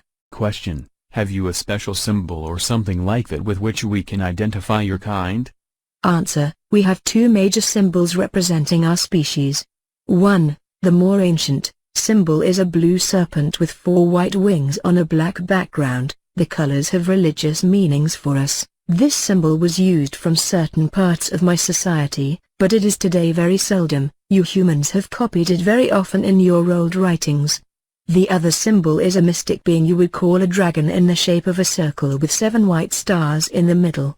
This symbol is much more common today. If you see one of that symbols on a cylindrical craft I've described in my previous answer or on some underground installation, this thing or place belongs definitely to us, and I would advise you to go away from there as soon as possible. Question: the 7 stars in the second symbol you've mentioned, do they mean the Pleiades? Answer: Pleiades? No. Actually, the 7 stars are planets and moons, and they are a symbol for our former 7 colonies in the solar system. The stars are shown in front of a blue background, and the dragon circle means the shape of Earth. The 7 white stars mean Moon, Mars, Venus and 4 moons of Jupiter and Saturn. We had colonized in the past. 2 colonies are no longer in use and abandoned, so 5 stars would be more correct. Question: as you have not allowed me to make photos, what would be very useful to prove your real existence and the truth of this story? Can you describe yourself detailed? Answer: I know that it would be helpful to prove the authenticity of this interview if you can make some photos from me. Otherwise, you humans are very skeptic. That's good for us and for the real alien species acting secretly on this planet, so even if you had such photos, many of your kind would say that they are fraud, that I'm just a masked human woman or something like that. That would be very offensive for me. You must understand that I can't give you permission to make photos of me or of my equipment. This have various reasons, which I want not to discuss with you further, but one of the reasons is the keeping up of the secrecy of our existence. Another reason is more religious. Nevertheless, you have permission to make drawings of my look and of my equipment I can show you later. I can also try to describe myself, but I doubt that others of your kind will be able to imagine my real look just from simple words, because the automatic denial of the existence of reptilian species and generally of intelligent species other than your own is part of the programming of your mind. Well, I will try. Imagine the body of a normal human woman and you have at first a good imagination of my body. Like you, I have a head, 2 arms, 2 hands, 2 legs and 2 feet, and the proportions of my body are like yours. As I'm female I have also 2 breasts. Despite our reptile origin, we have started to give milk to our babies during the evolution process. This happened around 30 million years ago, because this is the best thing to keep the young alive. Evolution had done this for your species already in the dinosaur age and, a little bit later, also for ours. That means not that we are now real mammals, but the breasts of us are not as large as those of human woman, and the size of them is generally equal for every female of my kind. The external reproduction organs are for both sexes smaller than those of humans, but they are visible and they have the same function as yours. Another gift of evolution to our species, my skin is mainly of a green-beige color, more pale green, and we have some patterns of brown irregular dots, each dot of the size of 1 to 2 centimeters, on our skin and in our face. The patterns are different for both sexes, but females have more, especially in the lower body and in the face. You can see them in my case as 2 lines over the eyebrows crossing my forehead, at my cheek and at my chin. My eyes are a little bit larger than human eyes. For this reason, we can see better in the darkness, and usually dominated from the large black pupils, which are surrounded from a small bright green iris. Males have a dark green iris. The pupil is slit and can change its size from a small black line to a wide open egg-shaped oval, because our retina is very light sensitive and the pupil must compare this We have external round ears, but they are smaller and not so curved as yours, but we can hear better because our ears are more sensitive for sonic. We can also hear a wider range of sonic. There's a muscle or lid over the ears which can completely close them, for example underwater. Our nose is more pointed and there is a V-shaped curving between the nostrils, which enabled the ancestors to see temperature.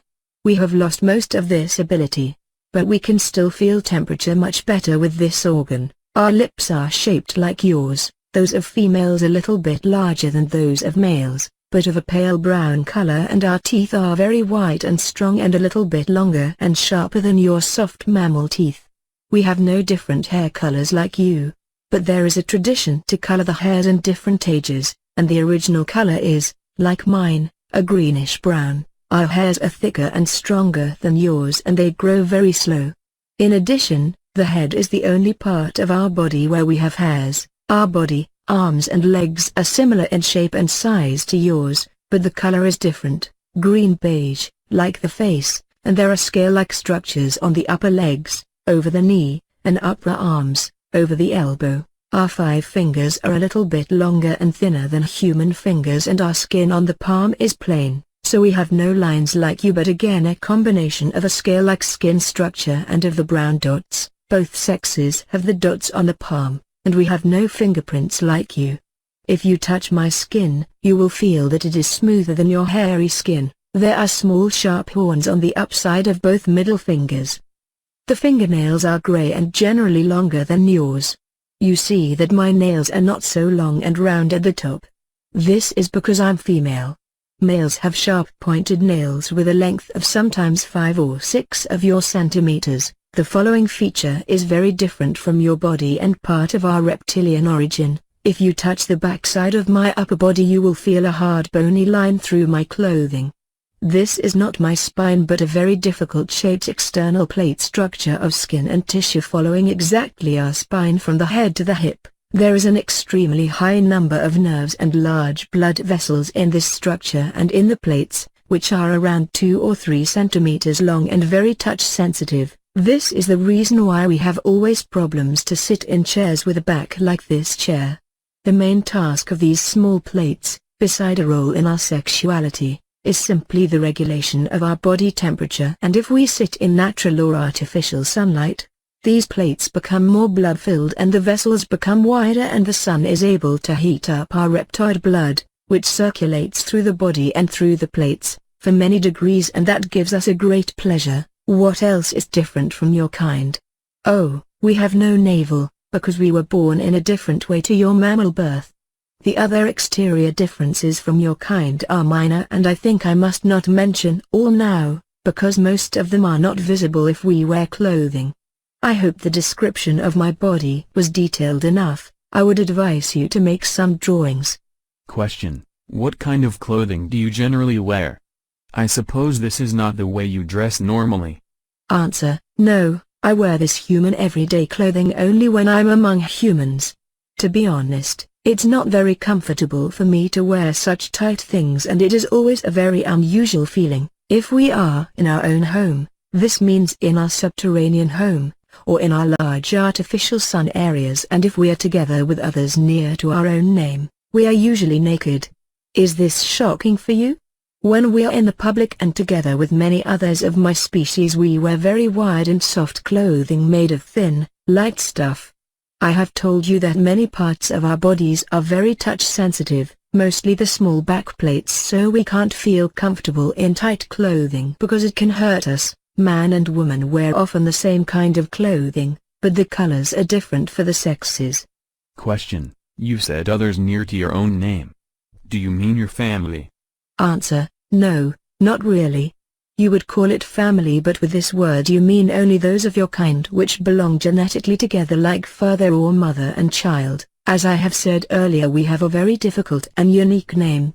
Part of the pronunciation of that name is absolute unique, and there is no other being with the same name, but part of this name, the middle part, is pronounced in a way that told the others to which family I must use the word, because you haven't the right one in your vocabulary. You belong. This means not that all in that group are genetically related to you, because these groups are usually very large and contain between 40 and 70 of us. This group includes generally your genetic relations, except one of them had decided to left this group, and your connection with father and mother is often the strongest. It would be too difficult for me to explain you now our very old social system, which is very complex, and we would need many hours only for the primary things. Maybe we can meet another time and I can give you detailed descriptions of all these things. Question: Have you a tail like normal reptiles? Answer: Do you see one? No, we have no visible tail. If you look at our skeleton, there is only a small rounded bone at the end of our spine behind the pelvis. This is a useless rudiment of the tail of our ancestors, but it is not visible from the outside. Oh, our embryos have tails during the first months of development, but these tails disappear before they were born. A tail makes only sense for a primitive species which tries to walk on two legs and must hold the balance with the tail, but our skeleton had changed during evolution and our spine is nearly in the same shape as yours, so we need no tail to stay on 2 feet. Question: You said that you were born in a different way to us. Do you lay eggs? Answer: Yes, but not like your birds or primitive reptiles.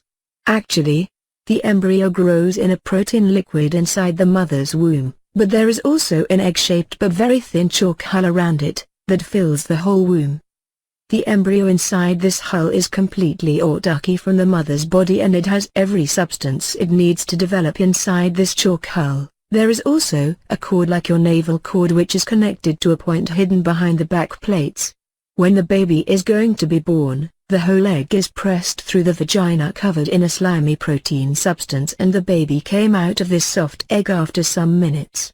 These 2 horns on our middle fingers were instinctively used from babies to break through the chalk hull to take their first breath. Our young are not so large as your babies when they were born, they are between 30 and 35 of your centimeters tall, the egg is around 40 centimeters tall. This is because our vagina is smaller than a human one, but we grow to a normal size of 1,60 to 1,80 meters. Question: What about your body temperature?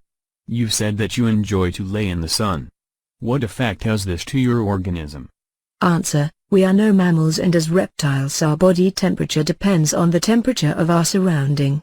If you touch my hand you will maybe feel that it is colder than yours, because our normal body temperature is around 30 to 33 degrees Celsius. If we sit in the sun, especially naked and with our row of small back plates in the sun, our body temperature can rise for 8 or 9 degrees within minutes. This rise causes a production of many enzymes and hormones in our body. Our heart and brain and every organ becomes more active and we feel then very, very good. You humans only enjoy being in the sun, but for us it is the greatest pleasure you can imagine. Maybe like your sexual excitement, we also enjoy swimming in very warm water or other liquids to rise our body temperature. If we are for some hours in the shadow, our temperature goes back to 30 to 33 degrees. This can cause no harm to us, but we feel much better in the sun. We have artificial sun rooms in the underground, but this is not the same for us like the real sun. Question: What do you eat? Answer: Generally various things like you, flesh, fruit, vegetables, special kinds of fungus, from subterranean farms, and other things. We can also eat and digest some substances which are poisonous for you. The main difference between you and us is that we must eat flesh, because our body needs the proteins. We can't live completely vegetarian like your kind because our digestion would stop working and we would die after some weeks or maybe months without flesh. Many of us eat raw flesh or other things which would be disgusting for you. Personally, I prefer cooked flesh and surface fruits like apples or oranges. Question: Can you tell me something about the natural history and evolution of your species? How old is your species? Have you evolved from primitive reptiles as mankind has evolved from apes? Answer: Oh, this is a very long and complex story and it sounds certainly unbelievable to you, but it's the truth. I will try to explain it in short. Around 65 million years ago, many of our unadvanced ancestors from the dinosaur race died in a great global cataclysm.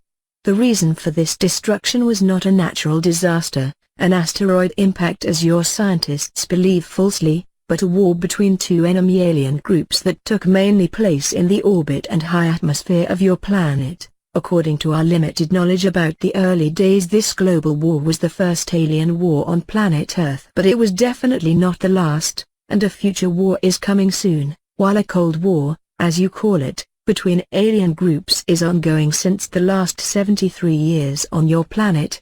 The opponents in this 65-million-year-old war were two advanced alien species, whose both names are again not pronounceable for your tongues. I'm able to say them, but it would hurt your ear if I tell you the names in their original way. One race was humanoid like your species, but much older, and was from this universe, from a solar system in the star constellation you call Procyon today in your maps. The other species, about which we know not so much, was a reptilian species, but they have nothing to do with our own species, because we have evolved from local saurians without exterior influence, except the successful manipulation of our own genes by us. More about that later. The advanced reptilian species came not from this universe but from well, how should I explain it to you? Your scientists have not really understood the true nature of the universe, because your illogical mind is not able to see the easiest things and relies on wrong mathematics and numbers. This is part of the genetic programming of your kind, to which I will come later. Let me say that you are nearly as far away from the understanding of the universe as you were 500 years ago, to use a term you will maybe understand.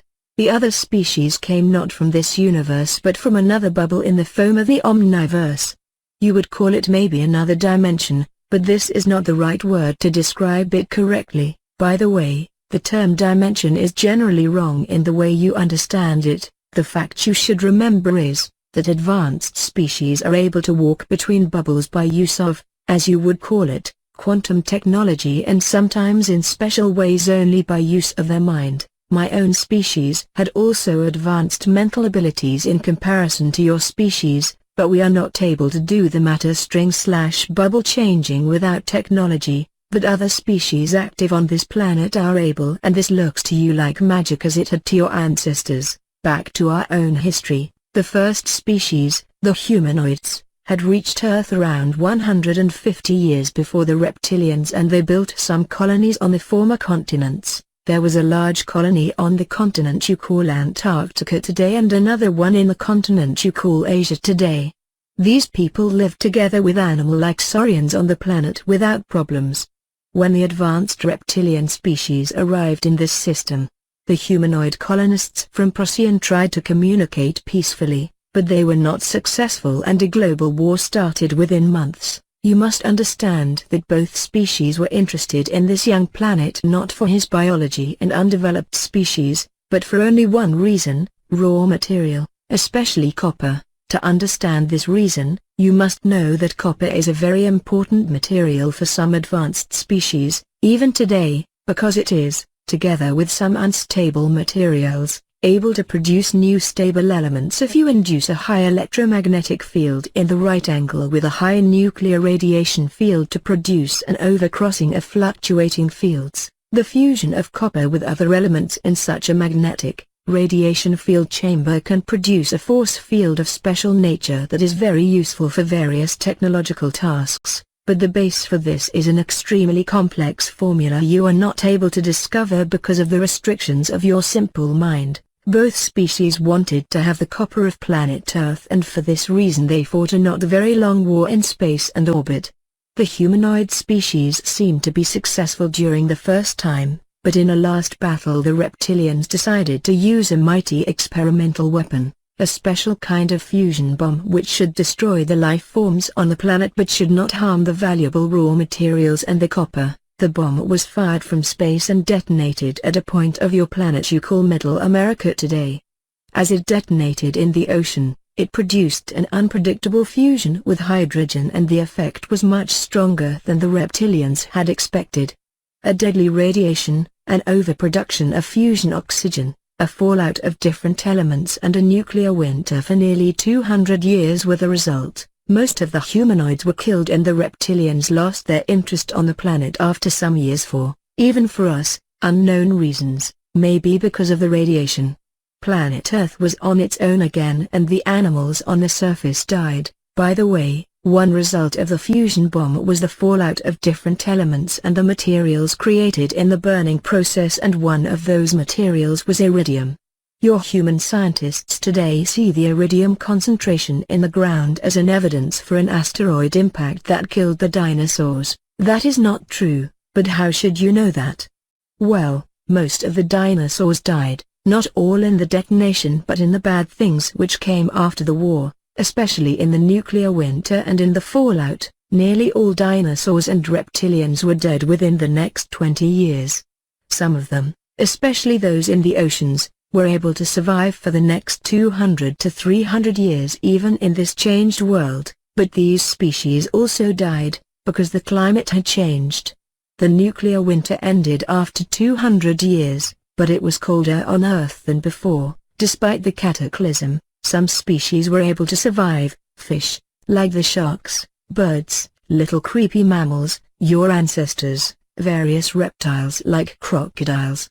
And there was a special kind of small but advanced dinosaurs which had developed together with the last large animal reptilians, like the species you call Tyrannosaurus. This new reptile was walking on two legs and looked a little bit like your reconstruction of an iguanodon. It originated in this family, but it was smaller, around 1.50 meters tall, with some humanoid features, a changed bone structure, a larger skull and brain, a hand with a thumb which was able to grab things, a different organism and digestion, advanced eyes in the middle of the head like your eyes, and most important, with a new and better brain structure. This was our direct ancestor. There are theories that the radiation from the bomb took part in the mutations of the organism of this new breed, but this is not proven. Nevertheless, this little humanoid-like dinosaur evolved during the following 30 million years. As I have said earlier, a species need generally more time to evolve than you think, if the evolution is not artificially induced like in your case, from an animal to a more or less thinking being. These beings were intelligent enough not to die in the next millions of years, because they learned to change their behavior. They lived in caves instead in the cold nature, and they learned to use stones and branches as first tools and the use of fire as help to warm them, especially to warm their blood, which is very important for our kind to survive. During the next 20 million years this species was divided by nature into 27 subspecies. Unfortunately, former reptilian species were prone to divide themselves in a more or less illogical way into subspecies during the evolution process. You can clearly see this in the unnecessary high number of animal dinosaur species in earlier times, and there were many, mainly primitive, wars between this subspecies for dominance. Well, nature was not very friendly to us, and as far as we know from the 27 subspecies, 24 were extinct in primitive wars and in evolution, because their organism and mind was not developed enough to survive, and, as main reason, they were not able to change their blood temperature in the right way if the climate changed. 50 million years after the war and after the end of dinosaurs, only 3, now also technological, advanced reptilian species were remaining on this planet together with all the other lower animals. Through natural and artificial crossbreeding these 3 species were united to one reptilian species, and through the invention of genetic manipulations, we were able to eliminate the dividing prone genes in our genetic structure. According to our history and belief, this was the time when our final reptilian race, as you see me today, was created by use of genetic engineering. This was around 10 million years ago, and our evolution nearly stopped at this point. Well, actually there were some minor changes in our look toward a more humanoid and mammal-like appearance during the coming ages, but we have not divided again into subspecies. You see, we are a very old race in comparison to your kind, which was jumping around as small monkey-like animals in the trees at this time while we invented technology, colonized other planets of this system, built large cities on this planet, which disappeared without a trace in the ages, and engineered our own genes while your genes were still those of animals. 10 million years ago the small simians started to grow, and they came down from the trees to the ground, again because of the change of the climate, especially on the so-called African continent. but they evolved very slow, as it is normal for a mammal, and if nothing extraordinary had happened to your kind, we wouldn't be able to sit here and talk, because I would sit in my comfortable modern house and you would sit in your cave clothed with fur and trying to discover the secrets of fire, or you would maybe sit in one of our zoos. But the things had developed differently, and you believe now you are the crown of creation and you can sit in the modern house, and we must hide and live beneath the earth and in remote areas. Around 1,5 million years ago, another alien species arrived at Earth. It was surprisingly the first species since over 60 million years. This would be more surprising for you if you would know how many different species are today here. The interest of this humanoid species, you call them Elohim today, was not the raw material and the copper, it were to our astonishment the unadvanced taped humanoids.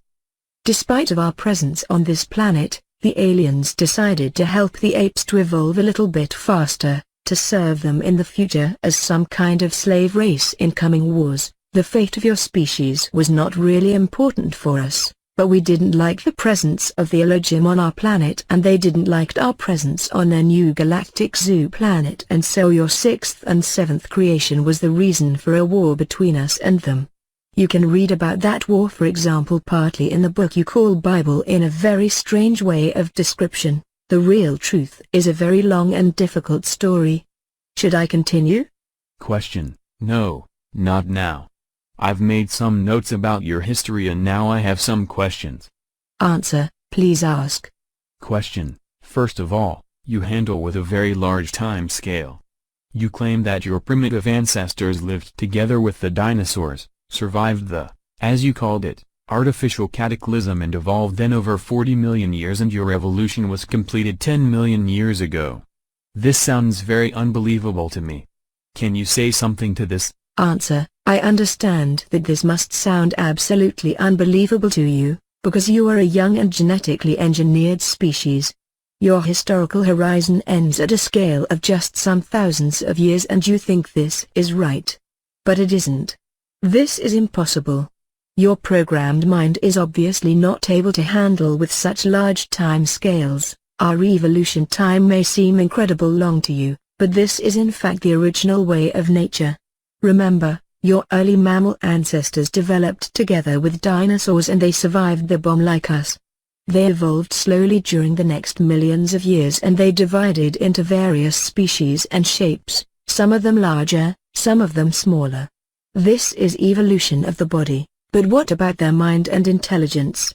They were simple animals. The mammals evolved since, let us say, 150 millions of years, but only in the last 2 to 3 millions of years they were able to become intelligent and thinking. And within this small period beings like you were created. From nature? 148 millions of years time for the evolution of animal-like mammals. 2 millions of years time for the development of, more or less, intelligent beings like you? Ask yourself, do you really think this accelerated evolution is natural? Then your species is more ignorant than I've thought. We have not evolved wrong but you. Question: I understand. But I have another question. You've mentioned many facts about the ancient war between the aliens 65 million years ago. This happened very long before your kind became really intelligent, as far as I have understood you. Why do you know so many things about that first war and about the evolution of your species? Answer: this is a good question, much better than the previous, and I have not explained it properly to you. Our knowledge about the First War comes completely from an ancient artifact, which was found around 16,000 years ago from our archaeologists on the continent you call North America today. They found there a round plate with a diameter of approximately 47 of your centimeters. The plate was made of an even for us unknown magnetic material, and inside the plate there was another smaller crystal plate which contained an enormous amount of information coded in the molecular structure of the crystal. This memory plate was manufactured from the last bomb survivors of human race from Procyon already 65 million years ago, but it was completely intact when we found it. Our scientists were able to encode the messages and data, and so we heard the first time about the events which took place in the distant past and which led to the extinction of the dinosaurs.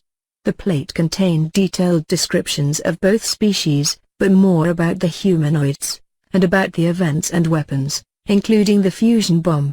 It contained also a description of the animals and saurians on Earth, including our pre-intelligent ancestor species. The rest of our knowledge about our evolution comes from skeletons and from the back-reading and encoding of our DNA. You see, we know the real truth about our roots since 16,000 years. Before that time, there was a more religious idea of our creation. Question: what have happened with both alien species? Answer: we don't know exactly. The surviving humanoids on Earth obviously died in the years after the bomb, and others of their kind and the reptilians never came back to Earth, as far as we know. Concerning the reptilian aliens, there is a possibility that it was physically impossible for them to return, because the matter between bubbles is sometimes in rapid movement. The current theory is that both species had ceased to exist during the millions of years. Question: you've mentioned skeletons of your kind. How can it be that human scientists haven't found any trace of you and your ancestors if you really live for such a long time on this planet? We have found many skeletons of primitive dinosaurs, but none of an advanced reptilian being with a larger skull and brain and a hand with a thumb as you have described it before. Answer: yes, you have. But your great scientists were not able to reconstruct the skeletons completely, because they wanted to reconstruct reptilian animals, not intelligent beings. You would laugh if you would know how many of the, especially small, saurian skeletons in your museums are totally wrong constructions of never-existing beings, because you used many bones which didn't really belong together, and sometimes you made artificial bones if something was missing you needed to construct an animal saurian. Many of your scientists are aware of this problem, but they don't make it public, because they can't explain it, and they claim that the right bones were just missing and their reconstruction is right. Many bones of us were used for iguanodon reconstructions, for example the hands with the visible thumb. Look at an iguanodon in a museum and you will see that I'm right. A scientist in the country you call United States had built a nearly correct skeleton of our kind some years ago, but the local government, which is partly aware of our existence, confiscated the reconstruction. As we live today, and since thousands of years, nearly completely beneath the earth, you will not find any cadavers or skeletons of us. Question: you speak sometimes about underground cities and artificial sunlight. Do you mean something like a hollow Earth with this? Is there a second sun inside our planet? Answer: no, Earth is not really completely hollow and there is no second sun inside.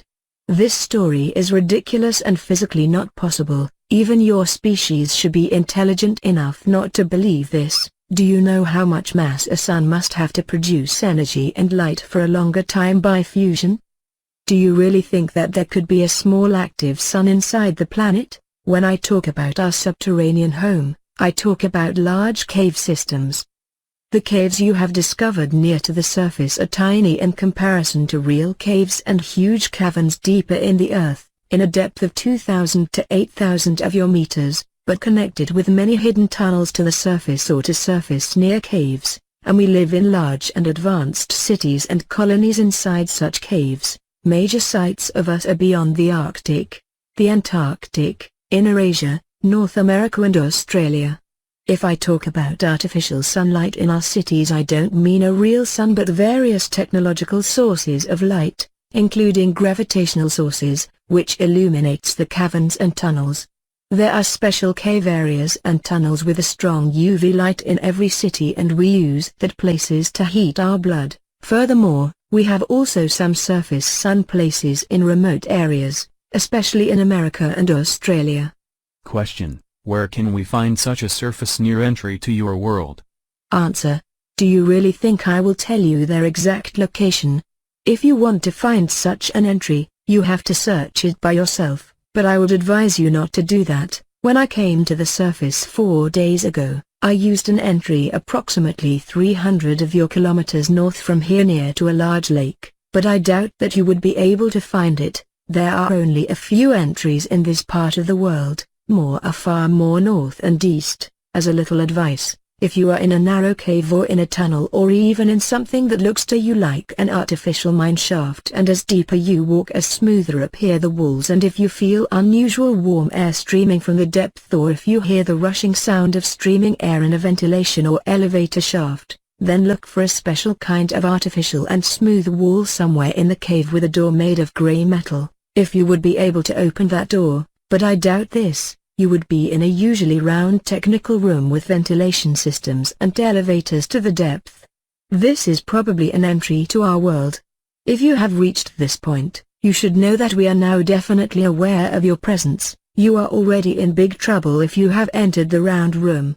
But you should look for one of the 2 reptilian symbols on the walls. If there are no symbols or other symbols, you are maybe in bigger trouble as you think, because not every underground installation belongs to our kind. Some new tunnel systems are operated from alien races, including hostile races. My general advice: if you find yourself in a, for you, strange underground installation, run away as fast as you can. Question: you mentioned earlier that you use the name Lacerta when you are among humans and that you enjoy it to be in the real sun on the surface of Earth. But how can you be among humans?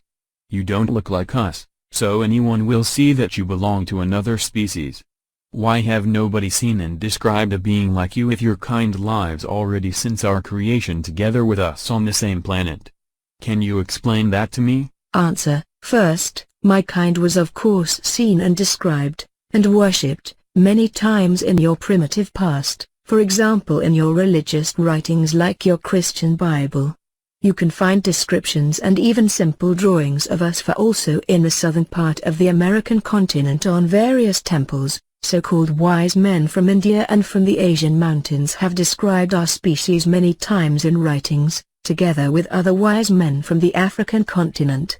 I think we are the most mentioned non-human species, maybe beside the Elohim, in your history. If you don't believe me, have a look at your history and you will see the truth in my words. Your great scientists called the belief in us superstition and religion, and today's intelligent humans have forgotten our presence on the surface in the past. Furthermore, our species is seen even today sometimes from human witnesses in its original shape on Earth or in our surface near entries and tunnel systems, but fortunately you and your media didn't take the reports of such crazies serious. That's good for us, and that's the reason why we allow those people to see us as we really are. Some of my species are also in direct contact with human scientists and politicians from the surface, but this is top secret as you would call it, and nobody of your public knows anything about it. The matter of these meetings is generally the upcoming war with and between the alien species and our assistance in this war, but there is also another explanation, why we can walk among you and why you are not able to recognize us: mimicry. The following may again sound unbelievable and even shocking to you, but as you have asked I will explain it. I have told you before, that we have more advanced mental abilities than your species, and with more advanced I mean, that we are able to use telepathy and telekinesis from our birth on. In fact, mother and newborn child communicate generally with telepathy during the first months, without special training, as you need it to activate these sleeping parts of your brain. The structure of our brain is a little bit different to yours, and our hypothesis is larger and more active than yours, especially when we are in sunlight. Our own abilities are very strong in comparison to yours, but weak in comparison to the matter string/bubble mind forces of some of the alien species on this planet. I was never very good in that mind things, but we all have these primary abilities and can use them, for example for our protection or even for attack. When we are on the surface and we meet human beings, even a large group of them, this makes no difference. All of your minds are like one mind. We are able to touch their mind and induce them via telepathy the command "see us as one of your kind," and the weak human mind will accept this order without refusion and they will see us. Despite our reptilian look, as normal humans, I've done this many times, and you weak humans generally see me as an attractive brown-haired woman, because I have created this special mimicry image in my mind years ago and I can induce it into your minds without problems. I've needed some time at the beginning to learn the use of the mimicry correctly, but then it worked nearly automatically and I can even walk among a group of yours and nobody will recognize what I am. There is a simple switch: see us as we really are, see us as we want you to see us, in your consciousness, which was placed there from the Elohim when they created your kind, and we can use this switch to convince you that you see humans when you look at us. Other aliens use this switch, too. It is easier as you think. When there are meetings between your kind and aliens which seem to look exactly like yours, these aliens have used that switch, and some of the meetings with man-like aliens can be also explained with meetings with my kind. When I met EF the first time, he saw me also as a normal human woman, and I remember that he was very frightened and shocked when I revealed him my real appearance. Question: do you mean that you can really make me believe that I talk now with an attractive brown-haired human woman instead of a reptilian being like you? Answer: probably, but I don't think so in your special case. When someone expects to see a human woman instead of me, I can do it without problems with his mind, even with large groups, because nobody expects to see a reptile woman. But I have allowed your mind to see me in my original appearance from our first meeting on, and I have never induced something into your mind, so you have already realized that I'm not human. If I would now try to change this, it would probably lead to an absolute confusion or to unconsciousness, and I don't want to harm you. As I have said, I'm not very good in these things. Question: that's very scary. Can you kill with those abilities? Answer: yes, but it's forbidden.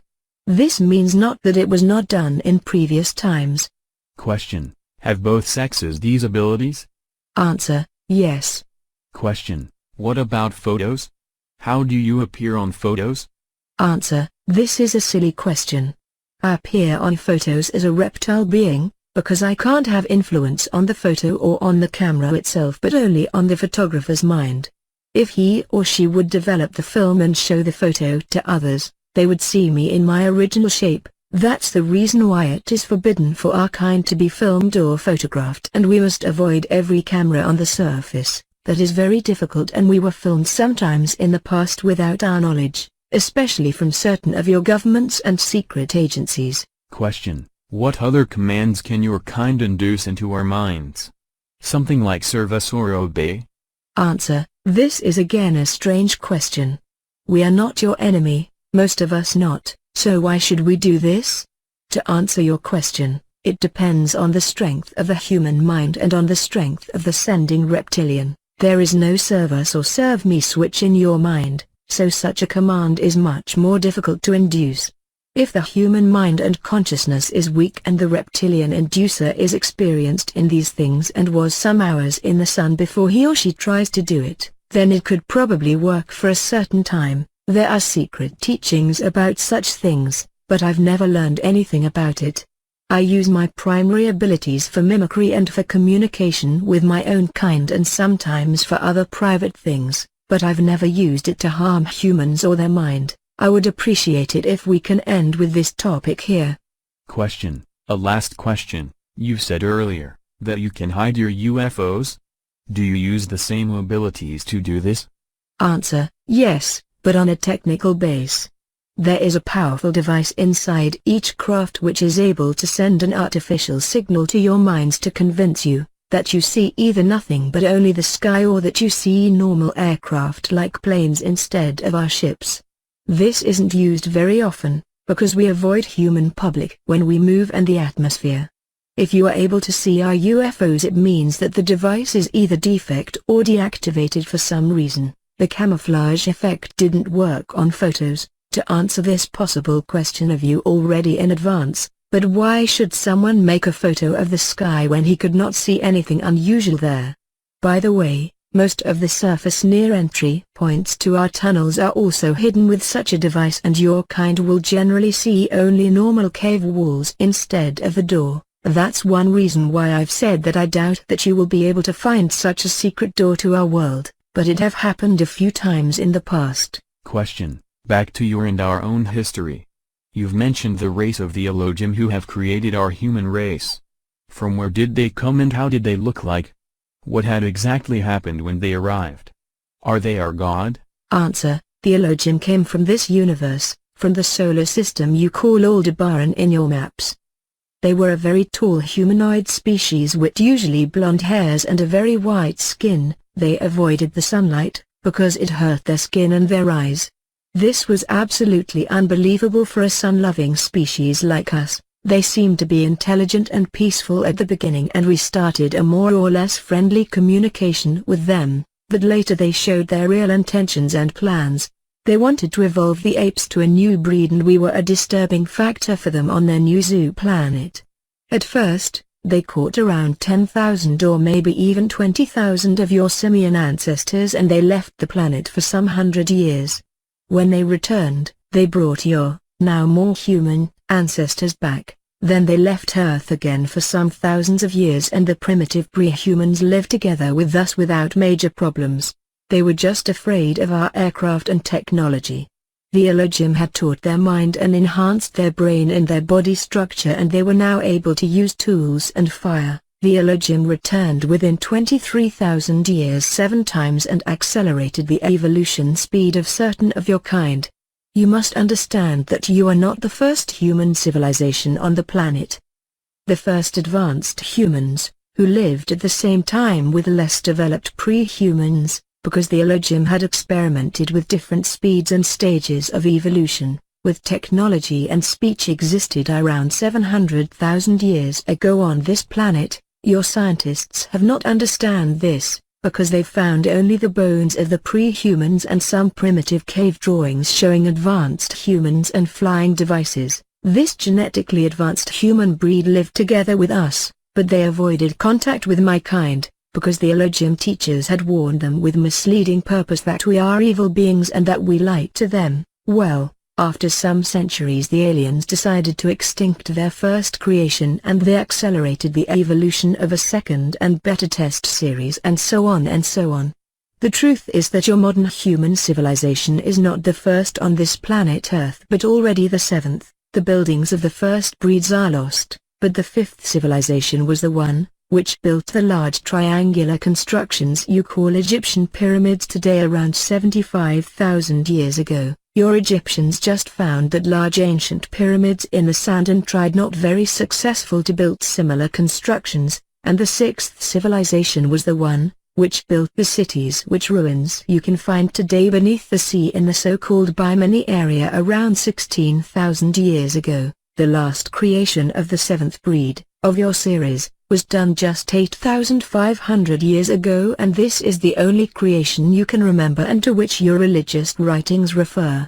You rely on archaeological and paleontological artifacts which show you a wrong and short past, but how should you know anything about the 6 civilizations before, and if you find evidence for their existence, you deny and misinterpret the facts? This is partly a programming of your mind and partly pure ignorance.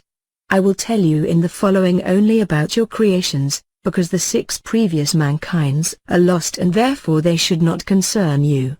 There was a long war between us and the Elohim, and also between certain groups of the Elohim themselves, because many of them were the opinion that the again and again creation of human species on this planet makes no real sense.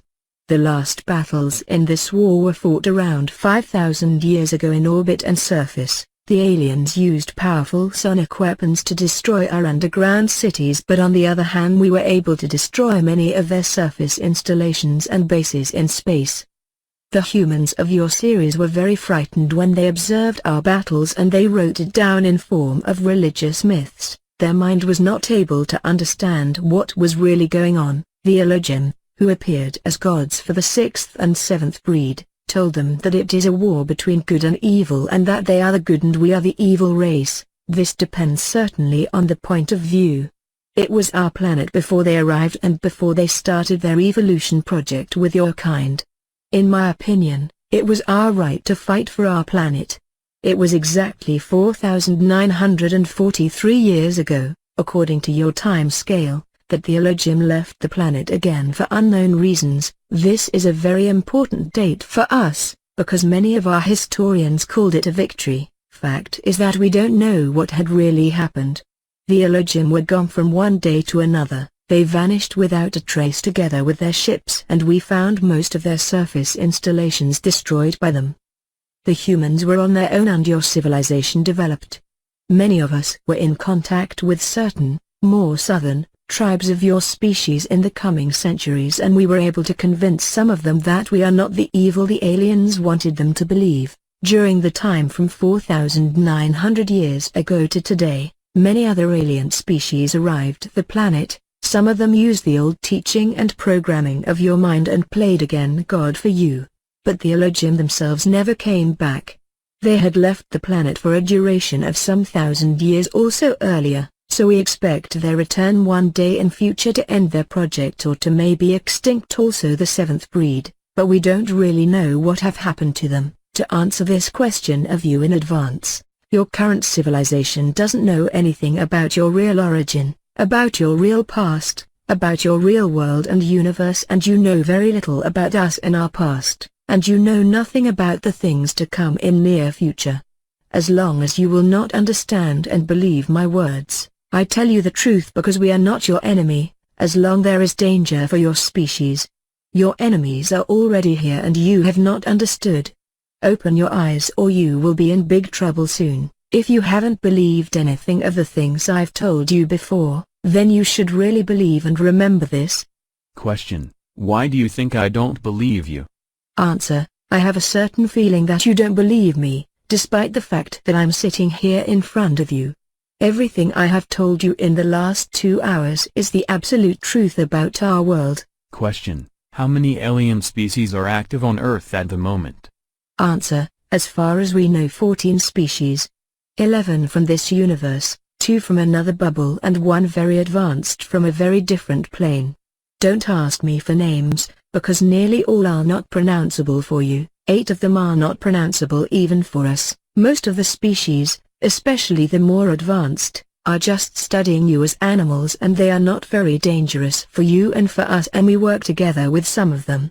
But 3 species are hostile, including the one which was in contact with some of your governments and exchanged their technology for copper and other important things, and which had betrayed your kind. There was and is a cold war between 2 of these hostile races during the last 73 years, and the third species seemed to be the winner in this useless struggle. We expect a more hot war between them and you in the near future, I would say in the next 10 or 20 years, and we are worried about that development. In the last time, there were some rumors about a new, 15th species which had arrived on Earth just 3 or 4 years ago, but we don't know anything about their intentions and we were not in contact with them till now. Maybe the rumors are wrong. Question: what do the hostile alien races want? Answer: various raw materials, including copper for their technology, your water, or better the hydrogen in your water, which is a source of energy in advanced fusion processes, and certain chemical elements in your air. Furthermore, 2 of the species are also interested in your body, in your human tissue and blood, because their own genetic structure is defect through bad evolution and radiation, as far as we know, and they need intact strings from your kind and from animals to repair their own genetic again and again, but they are not really able to repair the defects completely because their DNA and your DNA is not fully compatible. My own species is absolutely incompatible with them, so they are not very interested in us, and they try to make more compatible crossbreeds between you and them by use of artificial fertilizations and artificial wombs. We suppose that the coming war between the 3 races or between you and one or all of them will be fought for raw material, hydrogen, air and DNA. Question: is this the reason for the abductions? Answer: partly, especially when the aliens took egg and sperm samples from you. Sometimes the abductors belong to another and more advanced race and they just want to study your body and your mind, which is more interesting for some of them than your solid body, as you would study a primitive animal. As I have said, 3 alien species are hostile, and this means that they do not care for your fate or for your life, and people who were abducted by them came very rarely back alive. If someone is able to report about an abduction, it means in my opinion that he or she has not met one of the aggressive species, or that he or she is a very, very lucky human to be alive. Advanced and friendly races also took sometimes egg and sperm samples, but for other reasons. Question: you said there are only 14 species active on Earth. But why describe people who saw alien beings, so many different and bizarre types of them? Answer: I think I have already answered to this question. As I have said, most of the alien races have much more advanced mind abilities than you or even me. There is just one alien race completely without such abilities. They are able to appear in your mind and memory as whatever they want, and this induced image has nothing to do with their real appearance. You remember them as normal humans or grey dwarfs or even extremely bizarre animals because they want you to remember that, or sometimes they want you to completely forget anything about a meeting with them. Another example, you can for example remember that you were just in a normal of your human hospitals and that some doctors were examining you, and you think not further about what have happened to you, maybe till you discover that there is no hospital in the street where you supposed it, but in fact you were examined by them in one of their laboratories. You can't rely on your mind in this case. They appear in different shapes to you to confuse you and to make so-called abduction witnesses who are able to remember the events, or who believe they are able to remember, ridiculous in the public, and as far as we know, they are successful. Believe me, there are only 14 alien species on this planet and only 8 of them abduct humans at the moment, again as far as we know. In addition, not every one of your abductees is one, and some of the aliens in their reports are really just imagination or lies. Question: how can we protect us against this influence on our mind? Answer: I don't know. I doubt you can, because your mind is like an open book to read and write for nearly every species I know. This is partly the guilty of the Elohim themselves, because they had constructed, or better misconstructed, partly intentionally, your mind and your consciousness without real protection mechanisms. If you are aware that someone tries to manipulate your mind, you can only concentrate on that suspicion and try to analyze every one of your thoughts and memories. Very important, don't close your eyes. This would lead to a different form of brain waves which are more easy to access. And don't sit or lay down to rest. If you stay awake during the first minutes, you can maybe try to filter the other thoughts and waves in your brain, and the inducer will give up after some minutes if he or she is not successful, because it will start to hurt his or her own brain. This is very difficult and certainly painful, and it can harm you, so better don't try to resist, but it would be the only possibility you have. However, you can try this only with a more weaker species, not with the strong. Question: what do you mean with one species comes from a very different plane? Answer: before I can explain that correctly to you, you must be able to understand the universe, and this would mean a maybe useless teaching of your mind, including the remove of some barriers, of many weeks, and with teaching I mean not only teaching by words. I have said this with your word plane or level because you have again no better word in your vocabulary, and dimension would be in this case absolutely wrong. It's rather wrong even for another bubble, because a dimension can't exist without planes. If you would be a species living in another or over the plane, and if you would be furthermore able to enter planes without technology so that your body is not made of that kind of matter, then you would be the mightiest being you can imagine. This very advanced race I've mentioned had developed outside of here, and they've evolved in fact over billions of years. They would be able to destroy all of you and us and everything with just a single thought. We were in contact with them only 3 times in our whole history, because their interest in your planet is different from that of all other races. They are definitely no danger for you or us. Question: what will happen when the war begins? Answer: this is difficult to answer. It depends on the enemy race and on their tactic. War is not always that primitive thing you humans mean with the word. War can be fought on various levels. One possibility they have is the destruction of your social system by influence on political leaders. Another is the use of advanced weapon systems, which can cause earthquakes or volcanic eruptions or other disasters, including weather disasters, which may seem natural to you. The special fields from copper fusion I've mentioned earlier are able to have an influence on your global weather. I think they will not attack the planet directly before the human civilization is weak, because even you have possibilities to destroy their craft, but not many. Let me say that we are not absolutely sure if there will be really such a hot war already in the next years. I don't want to talk further about this.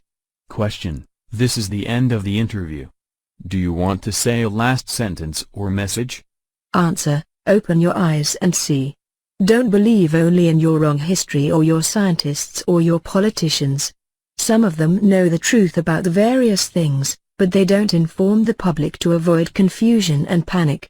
I think your species is not as bad as some of my kind thinks, and it would be a pity to observe your end.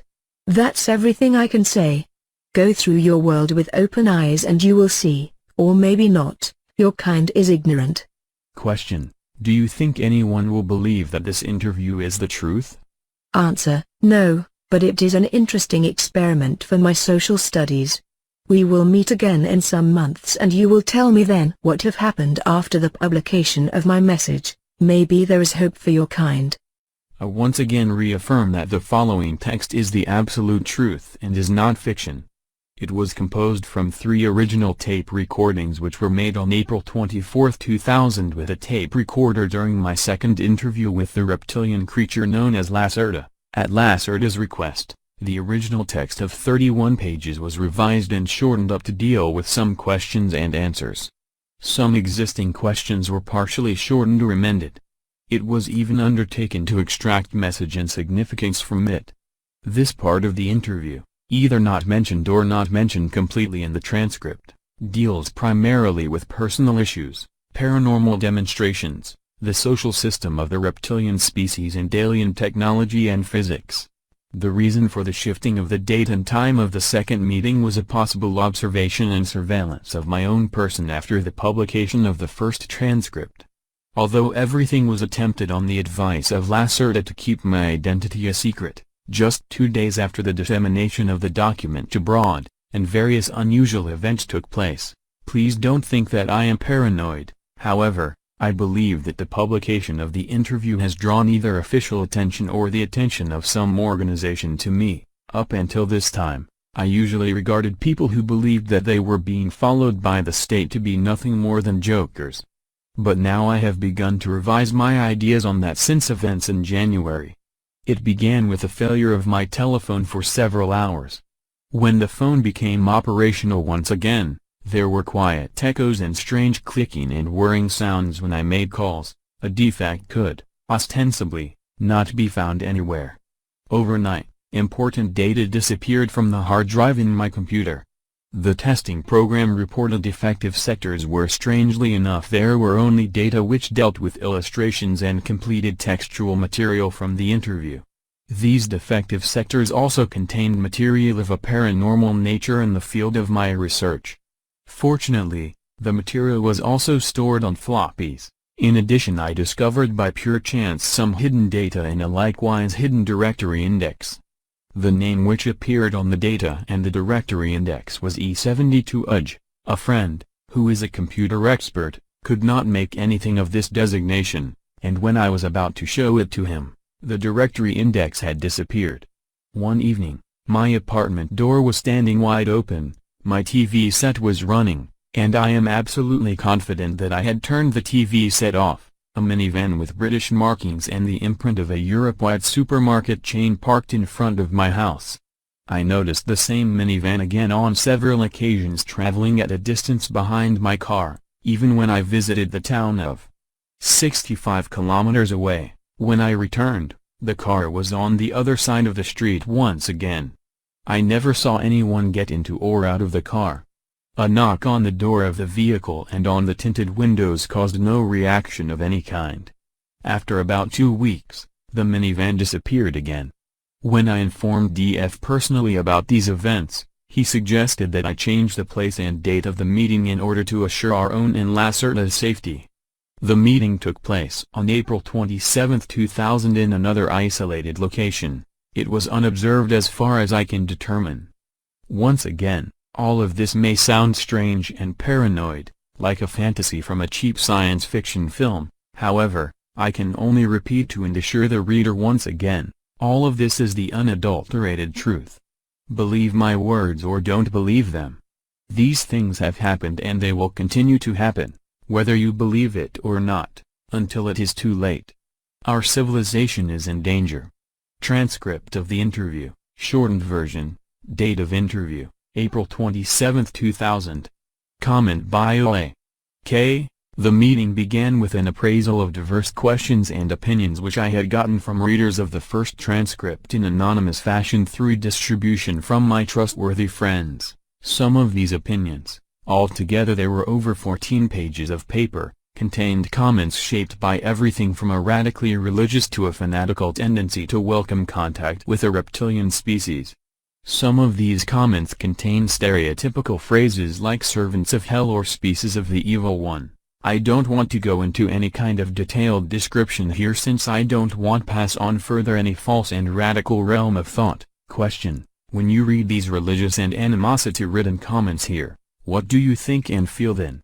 Is the relationship between your species and ours really shaped from that kind of total negation? Answer: does it amaze you that I am not completely angered by that? I had fully expected those kinds of extreme reactions. The programming for the utter negation of another species, especially the reptilian species, as in your own case, is deeply embedded in each of your own individual consciousnesses. This ancient conditioning stems from the days of your third artificial creation, and, biologically speaking, is passed down as an information genome from generation to generation. The identification of my species with the powers of darkness was a primary intention of the Elohim, who liked seeing themselves in the role of the powers of light, something which in and of itself represents a paradox, since that humanoid species was extremely sensitive to your sunlight.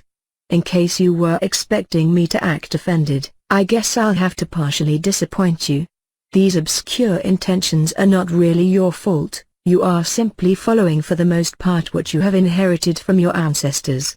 It is indeed actually somewhat disappointing that many of you develop no especially strong individual self-conscience, for this would help you to overcome the conditioning.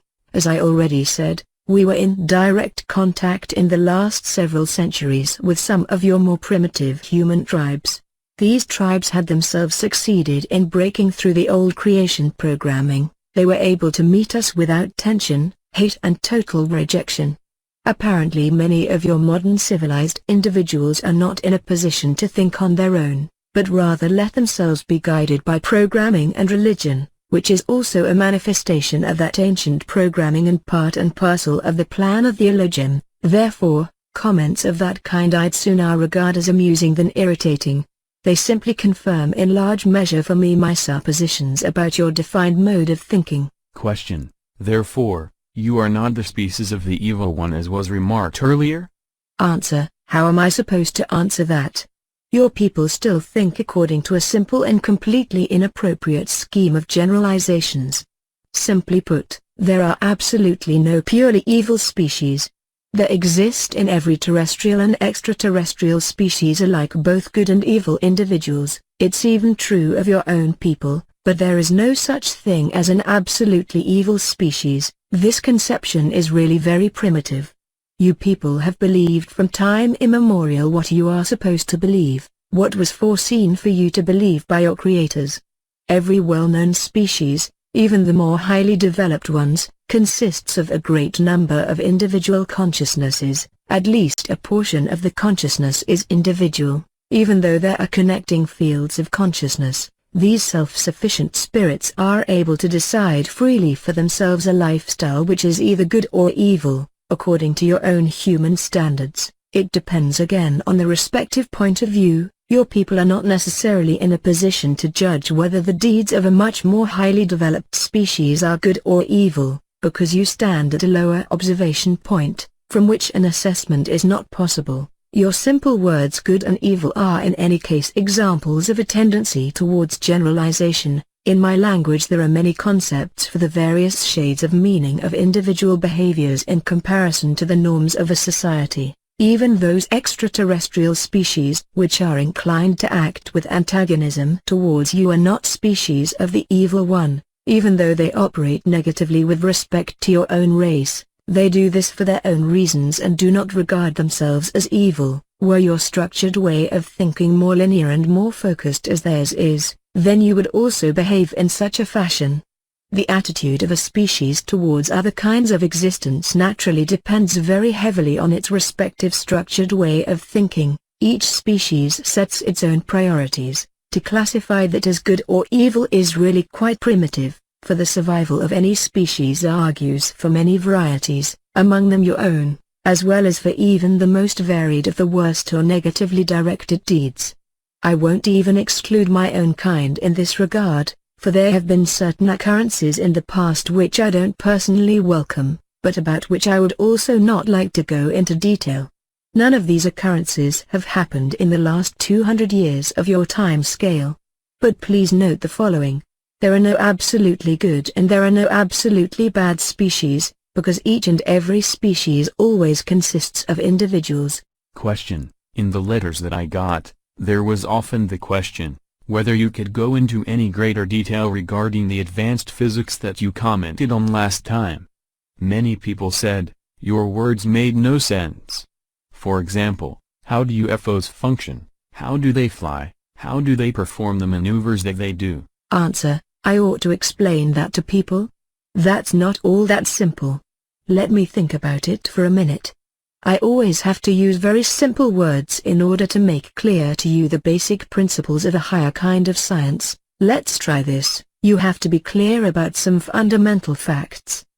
The very first thing is that you must divide up the conception of the physical world because each existence consists of different layers. Let's say for simplicity's sake that it consists of a material illusion and sphere of influence. Translator's note. No legitimate translation exists for this word Feldraum. Feld means field, Raum means space, room, expanse. Therefore, I'm translating it as sphere of influence. Certain physical conditions are associated only with the realm of the material, as in concrete, while other and more complicated conditions are associated only with the sphere of influence of the material world. Your conception of the physical world is based upon a simple material illusion. That illusion is further subdivided into 3 elementary or basic conditions of matter.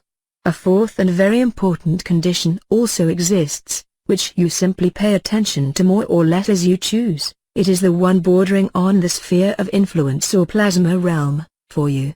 The theory for a controlled transformation or an elevation of the frequency of matter and the stable existence of this fourth aggregate condition of matter is not very common, or it exists at a very primitive level. As an aside, there are simply 5 states of matter, but the post-plasma state would really be going too far and it would only serve to confuse you.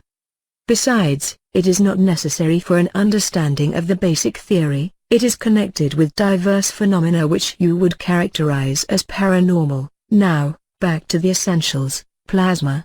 Now, with plasma I don't mean just hot gas, as the concept is generally simplified by your people, but rather I mean a higher aggregate condition of matter. The plasma state of matter is a special form of matter which lies between its real existence and the sphere of influence, that is, a complete loss of mass and pure accretion of energy of various form whenever matter is pushed or shoved. Note, no explanation was given for the use of the word pushed, shoved as used in this context. Your guess is as good mine.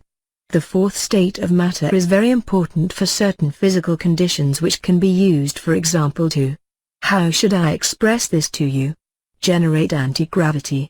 That's a rather strange human word and not really correct, but you ought to understand it better this way. Essentially, in the world of real physics, there are no bipolar forces, but rather only observer-dependent reflective behavior of a single, large unified force at different levels. With anti-gravity or the displacement of gravitational characteristics into levels, one can, for example, cause apparently solid matter to levitate. This method is employed partly by us and by extraterrestrials as well as a means of propulsion for their UFOs. You people are moving on a really primitive level towards a similar principle for your secret military projects. But since you have more or less stolen this technology, and it was later falsely passed on to you intentionally by the extraterrestrials, you lack the real physical understanding. As a result, you have to struggle with problems of instability and radiation with your UFOs. According to my information, there have been a great number of deaths of your people because of intense radiation and field disturbances.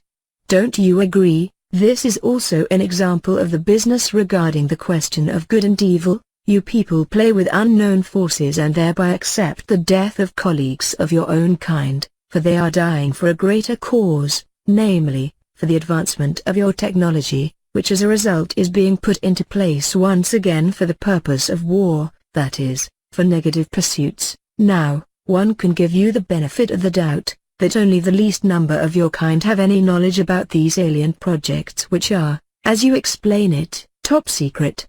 It was told to you that the higher the ordinal or ranking number of basic matter, the simpler the heightening of the condition, but that is only partially correct. If you can't circumvent these powers, then you're better off not attempting it. But your kind has always been ignorant and was from time immemorial tried to play around with forces which you have not even understood. Why would that ever change? You remember this business of copper fusion? By means of the fluctuation at the right angle with the induced radiation field, copper is fused with other elements.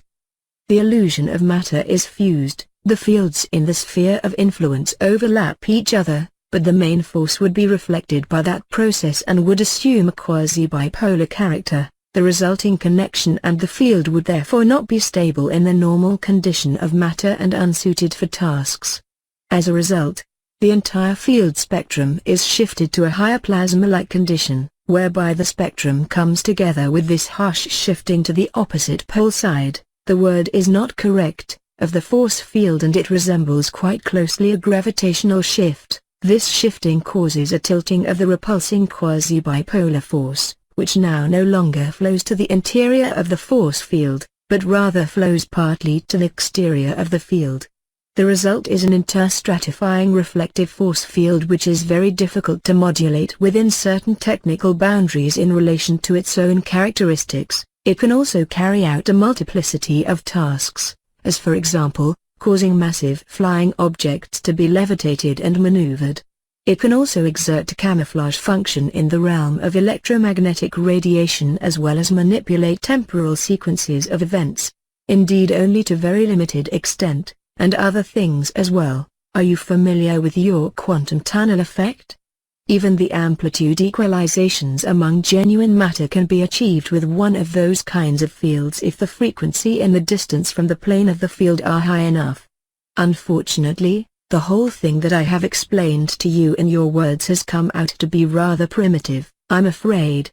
It sounds rather strange and certainly impossible for your comprehension, but perhaps this simple explanation can be of some use to you in helping you to understand. But then again, maybe not. Question: is there a scientific substantiation for paranormal powers, as for example with your powers of thought? Answer: yes. In order to explain that, one has to acknowledge the physical reality of the sphere of influence, Feldrum. I'll try to do it. Wait just a second. You are going to have to separate yourself mentally from the illusion that which you see as the true nature of the universe. It is, at best, the surface of a side. Imagine for yourself that all the matter here, you, this table, this pencil, this technical device, this paper, does not really exist, but that it is rather only the result of a field oscillation and a concentration of energy. All matter that you see, every creature, every planet and star in this universe, has an information energy equivalent in the sphere of influence which is located on a main field, the general level, of things. Now, there is not only one level, but several. Last time, I had mentioned that highly developed species which is capable of changing levels, which is something completely different from the simple bubble changing, for bubbles are a part of each and every level. Do you understand? Dimensions, as you call them, are a part of a solitary bubble. Bubbles or universal foam are a part of a level, and levels are layers in the sphere of influence, while the sphere of influence, acting in the capacity of single physical size, is essentially unending. It is composed of innumerable information energy layers and general levels. There are in the sphere of influence no null levels, all are the same, but they are separated by means of their energy conditions. I notice that I am confusing you now. I think I ought to stop with this explanation. Question: no, please continue. How do concrete paranormal powers arise? Answer: well, okay then. Let's try something simpler.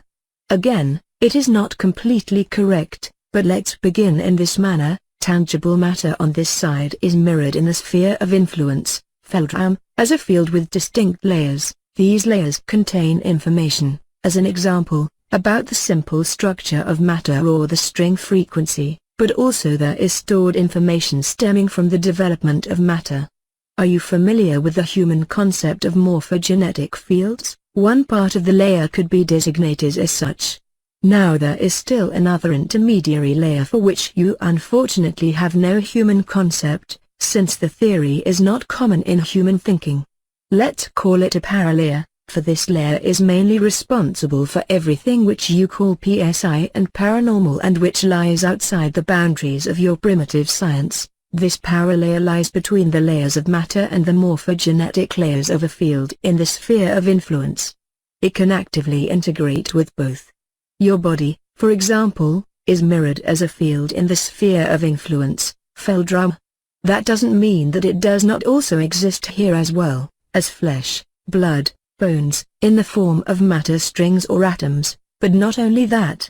Existence is always a duality. Some layers of the field contain simple information about the solid matter of your body and its frequency, while other layers contain information about your spirit, your consciousness or, speaking from a human religious point of view, your soul.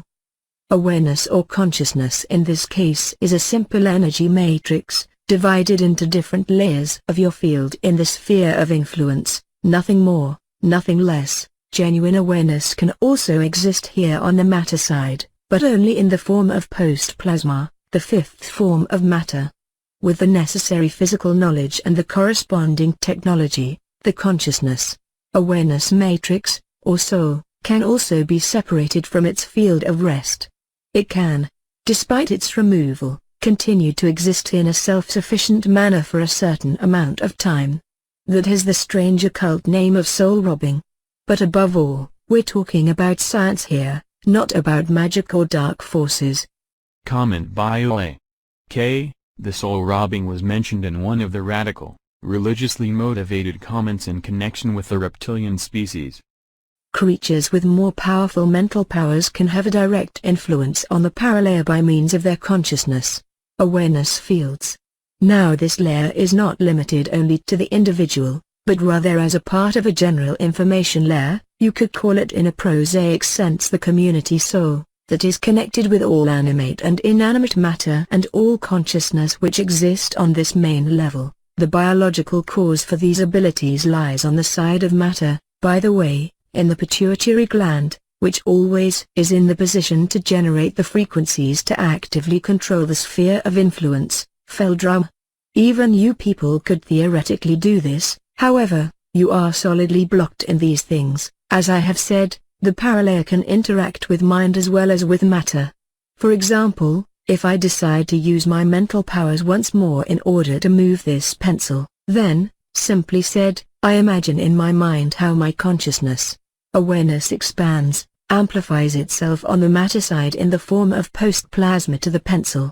In the sphere of influence this causes simultaneously an automatic command from the consciousness, awareness layer to the paralayer to interact with the matter layer of the pencil. Since the paralayer is not confined to the body, it is not even a problem that the pencil lies over there, for I can unerringly reach it, even without moving my matter body. Post-plasma on this side, paralayer on the other. I have control over the pencil and the interaction brings the matter field of the pencil to the point where it changes in the manner in which it moves, for example. Comment by O.A.K. I certify that the pencil mentioned above abruptly at that very moment jumped into the air to a height of 20 centimeters and then fell back to the surface of the table. The sound is clearly heard on the recording tape. No one visibly had touched that pencil. Question: that is fascinating. Which kinds of paranormal activities can one generate with that? Answer: all kinds. Everything that you call paranormal. As I said, this special layer lies in the sphere of influence, Feldrum, between the morphogenetic information layers and the matter layers and can interact with respect to both sides. That is to say, it can be interacted with solid matter as well as with mind or mental information. wherewith we can achieve everything that is generally designated as telekinesis and telepathy, the connection absorption with another consciousness. Awareness is generally separate in the procedure from the simple influence of matter, since different consciousness. Awareness fields work with different oscillations, a consciousness. Awareness that sends or a consciousness. Awareness that listens must first adapt itself to the other mind exactly, before any access is possible. Most species also have chances to block the alien access, but you people don't have this. The following is generally valid: the stronger the paranormal abilities of a species, the simpler the adaptation and the access. Our own abilities are not so powerfully developed, therefore, first we have to learn specifically alien mind influence in order to use our mimicry, for example, where mimicry is actually quite simple in your minds due to the implanting of the on-off switch. Some of these abilities are also partially inherited. Mother and child of my kind as an example are attuned exactly during the first months of life, partially also in the egg covering in the expectant mother, and communicate telepathically. In order to influence you people, we need a certain amount of time for practicing.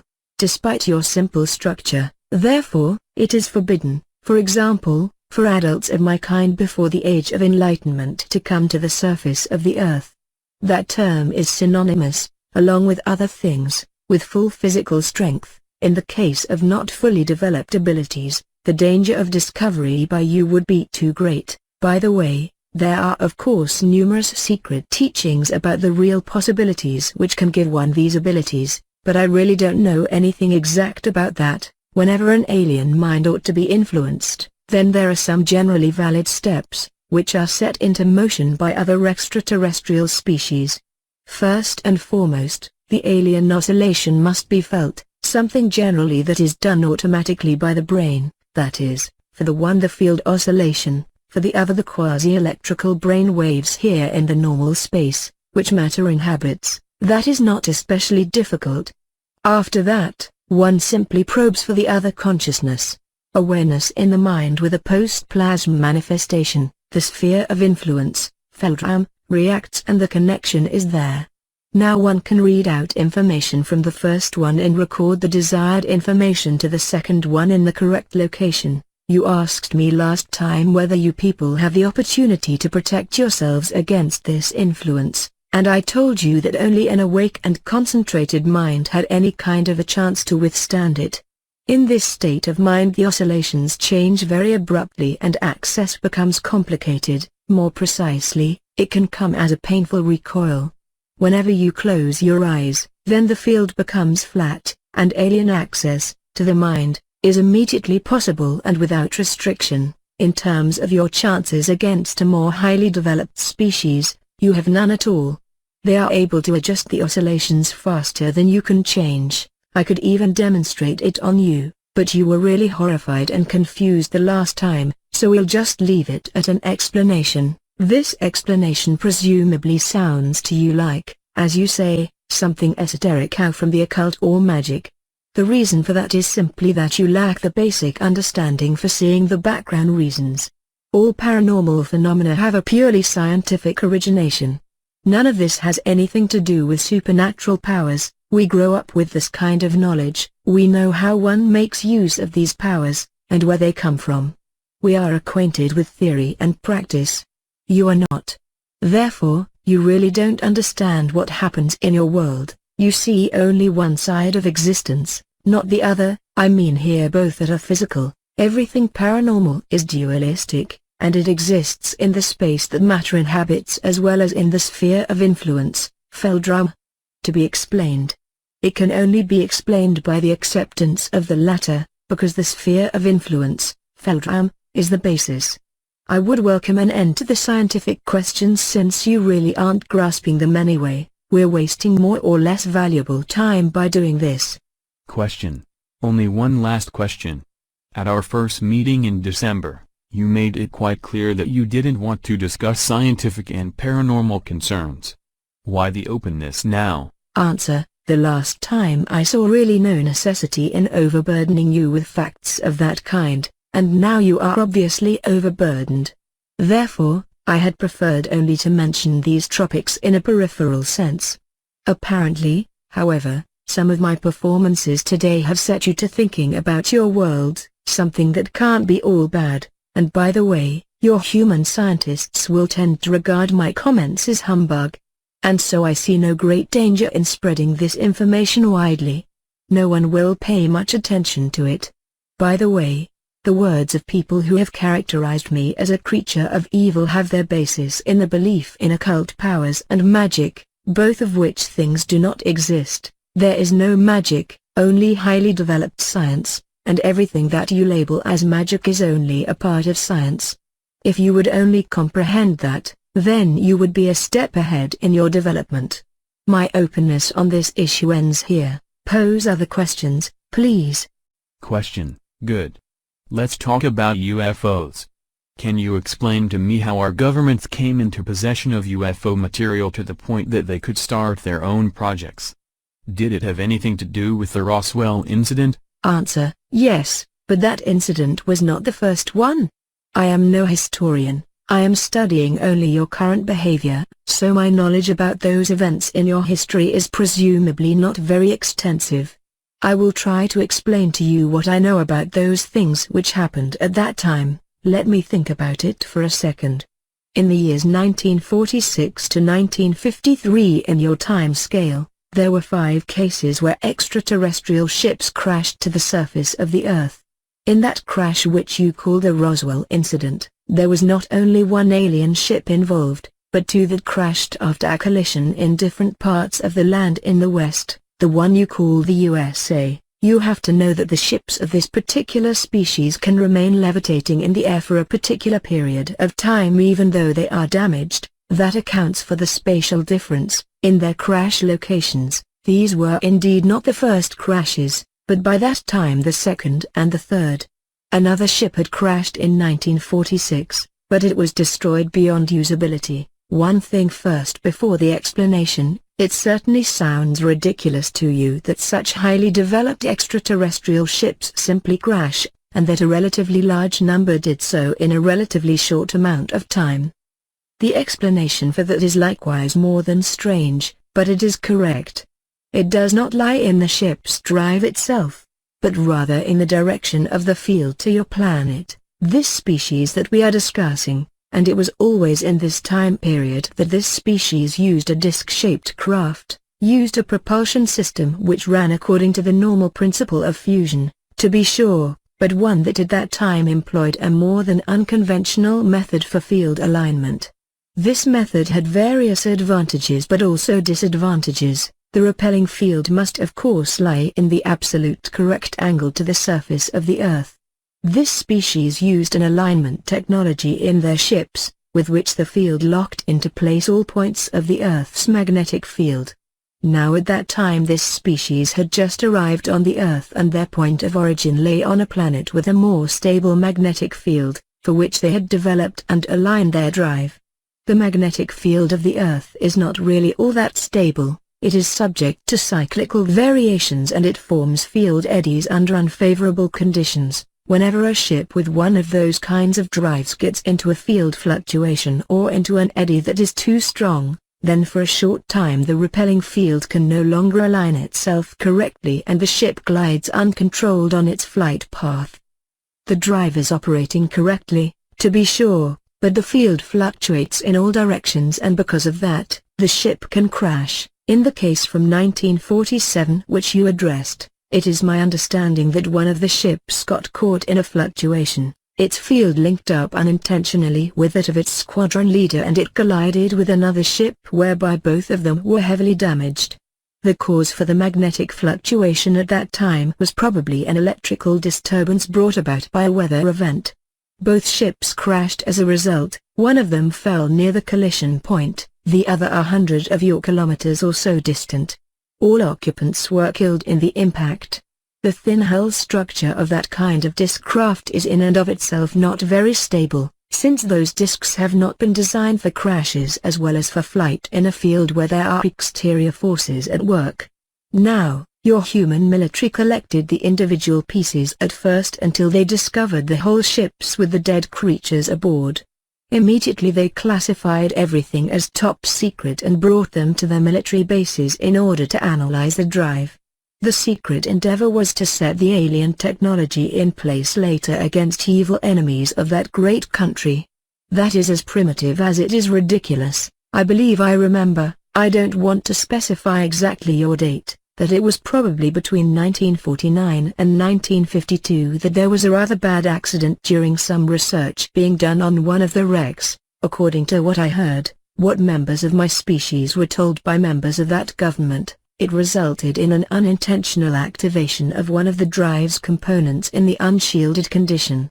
As a result, for a very short period of time, how should I phrase this, there was an unchecked shift of the environment to a plasma-like condition, which on the other hand, through a very, very unfortunate accident, caused an overturning of the general power field into a magnetic pulse of immense power.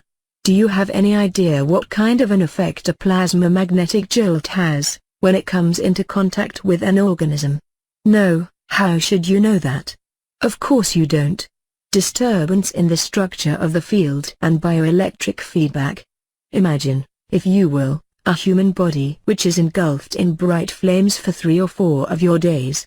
Those flames apparently do not go out and they burn the body right down to its last constituents. Well, then you have an approximate impression of what happened. I think that 20 or 30 of your scientists were killed in that lab. 2 further crashes occurred in 1950 and 1953 in the water catchment area of the American continent. Those ships were able to be recovered from the crashes relatively intact. The one in 1953, as I remember, even had an intact drive core.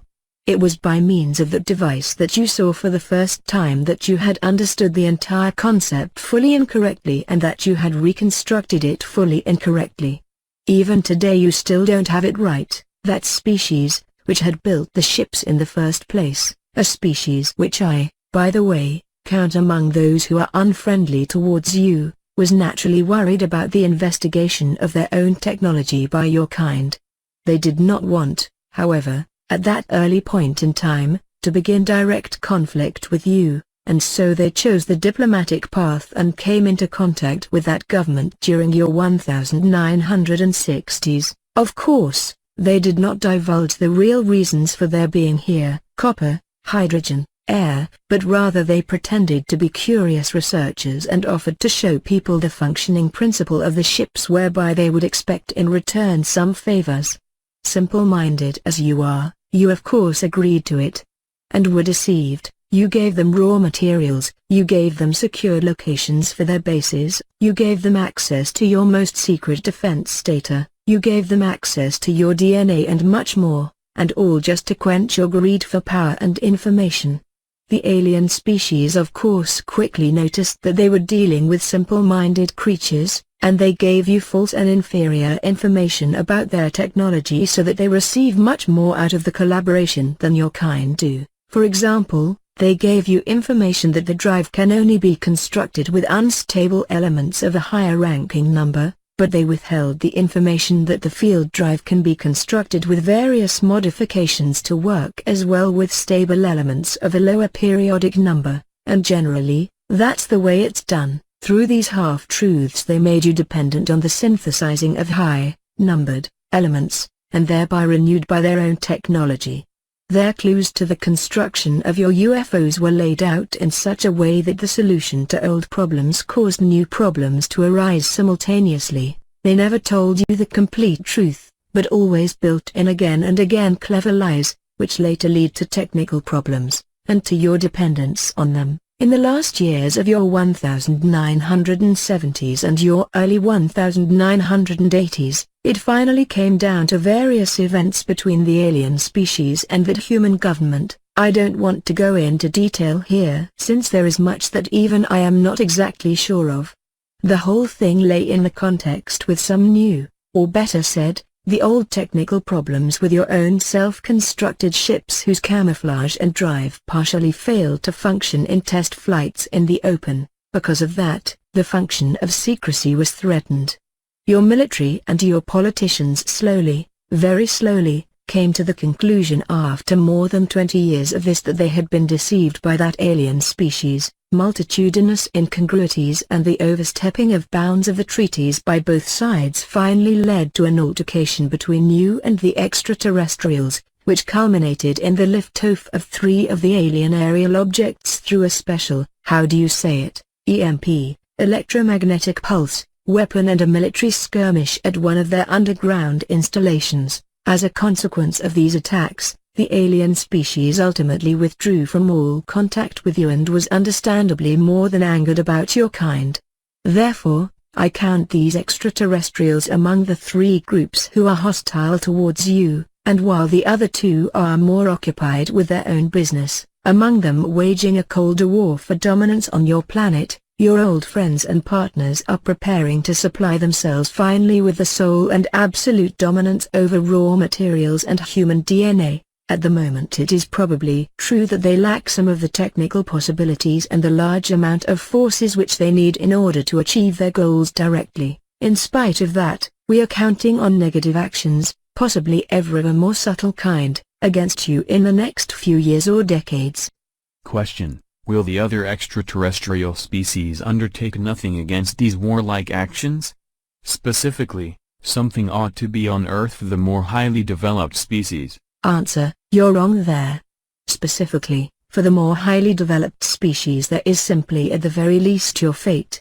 You are animals for them. Animals in a very large lab.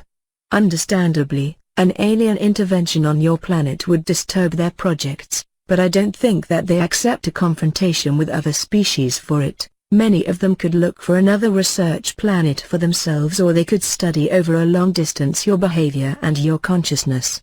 Awareness, since crisis situations could have an attraction for their studies. Whenever you people take a look at an ant-hill, and another person comes along and steps on the ant-hill, what do? You go on your way, or you search for another ant-hill, or you observe the ants in their crisis condition. But would one of you, even though he were larger and more powerful than the one who stepped on the ant-hill in the first place, defend the meaningless ants? No. You have to imagine for yourself the viewpoint of the more highly advanced creatures. You are the ants. Don't expect any help from them. Of course we would also ask for help when it became clear that your old partners were ganging up on you. Some members of that human government are fully aware of our existence, also partially owing to an old religious basis. For example, there is a gigantic partially underground building in the capital which is totally dedicated to my species, and that also has a direct approach to an elevator shaft and to an underground system. In this building partial meetings have taken place and do take place between us and humans. We have passed on information to you in the last few years. According to what I know, we will keep ourselves as far away from the conflict as we can. You ought to learn to solve your own problems yourselves, or to become intelligent enough never to create those kinds of situations. What will come and who will possibly place themselves on your side, only time will tell. I really do not want to make any indications about that. Question: I have here 5 prints of different UFOs, which claim to show UFOs. Can you take a look at the pictures and tell me in which of them actual extraterrestrial aerial craft can be seen? Answer: I can try it. You pose many questions to me today which even I cannot answer unequivocally. Don't overestimate my knowledge. I'm no expert in alien technology and the construction of extraterrestrial ships. To be sure, there are mostly some technical details and peculiarities about genuine UFOs, with whose help one can easily differentiate them from natural phenomena or human forgeries. You falsify sometimes the pattern of genuine ships, therefore, it is not so easy simply with absolute certainty to identify an object. I'll try it. Show me the photos. Comment by Olake. She considered the pictures respectively for only a couple of seconds and then sorted out photos 1, 3 and 5. These 3 pictures here are obvious counterfeits or erroneous identifications. In the one picture, it certainly seems to me that a real existing ship of an alien species was adapted for a small model here. It lacks important characteristics which are tied in with the technically and physically associated field. Generally speaking, a picture is all the more a fake, The clearer the outline and the colors are, because a levitating ship is generally hidden in a shifted field condition that even distorts the colors or the forms according to alignment. It might perhaps sound strange, but hazy and spectrally shifted photos are sometimes to be interpreted as an indication for a possibly authenticity. By the way, this object is floating above the water. If it were a genuine ship, we would have to see in any case either a trough or a swell on the surface. Since the surface is flat, it is obviously not a genuine ship.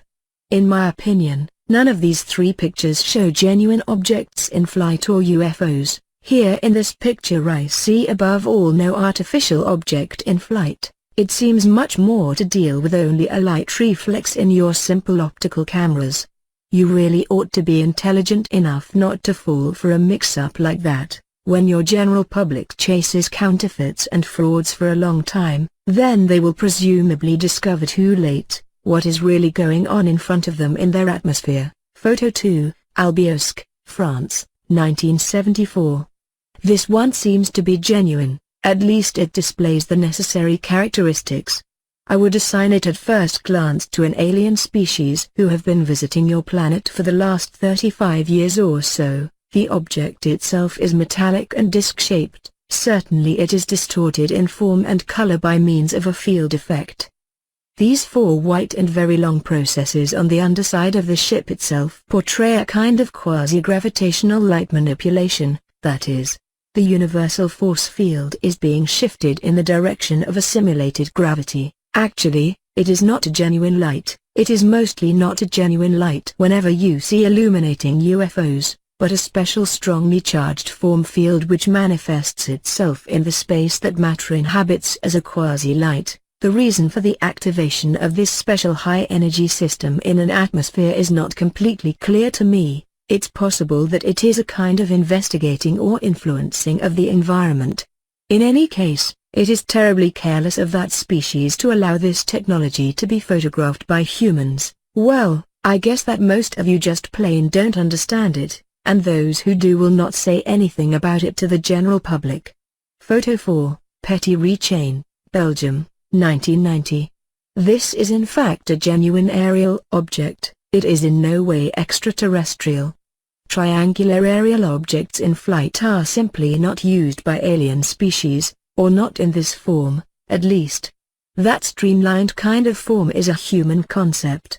It is one of your own secret military projects that you build with the help of immature alien technology that was handed over to you by the extraterrestrials during the 1960s and the 1970s. Generally, the form of the hull for a genuine extraterrestrial ship is of no consequence, for inside the field itself there are no exterior forces that have any effect there. In general, the ships have a rounded-off form and they are built without hard edges, as a disc or a cylinder, so that the field can flow more easily. Your projects decree that along with the alien drive field there also be a conventional jet engine system, therefore, they are always triangular and built thus with streamlining in order to be steerable with this primitive recoil principle. In the example here the ship glides above all on its genuine field drive.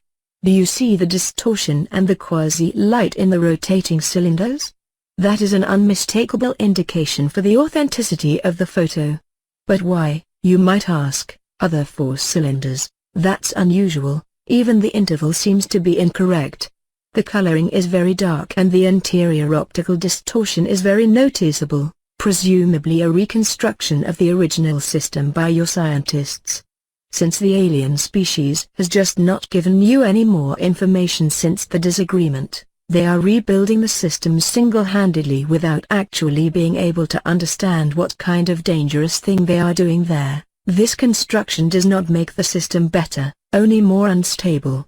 Both of the forward cylinders are too close to each other, they will definitely flow into each other. The color shows me a powerful residual radiation. It was probably the case that high elements were used again as customary for the shifting. It is in any case very dangerous to be unshielded in the vicinity of the field. Did the person who took the photo display any kind of radiation and burn damage? Question: I don't know. Where do these military UFOs come from? From the United States? Answer: yes. I think generally that's true. From the western continent.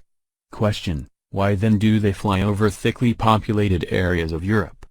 This photo comes from Belgium. That doesn't make any sense. Can you explain? Answer: why is it that only I am able to explain strange human deeds? It's possible that these are long-distance tests or tests with the electromagnetic camouflage systems. The old enemy of the American nation is on this side of the world, so why shouldn't they test here? At home they've had enough time to have had their ships crossing back and forth. Maybe they have aroused too much observation there. With one of those kinds of unstable field structures, as your photo indicates, I consider it somewhat improbable that that ship is capable of making a flight of that length over the ocean. It's possible there is a test station here on your continent. Unfortunately, I don't know anything about it. Question: many readers of the first transcript have posed the question how your original contact with EF came about. I already know the story from your narratives, but could you repeat it here once again for this volume and for the new transcript? Answer: of course. Now, the story began about 2 of your years ago here in Sweden. I have been strongly interested in your species and your behavior since my youth. I had already studied your literature at that time, as well as possible. Naturally, it is not easy in my homeland to come into possession of human books.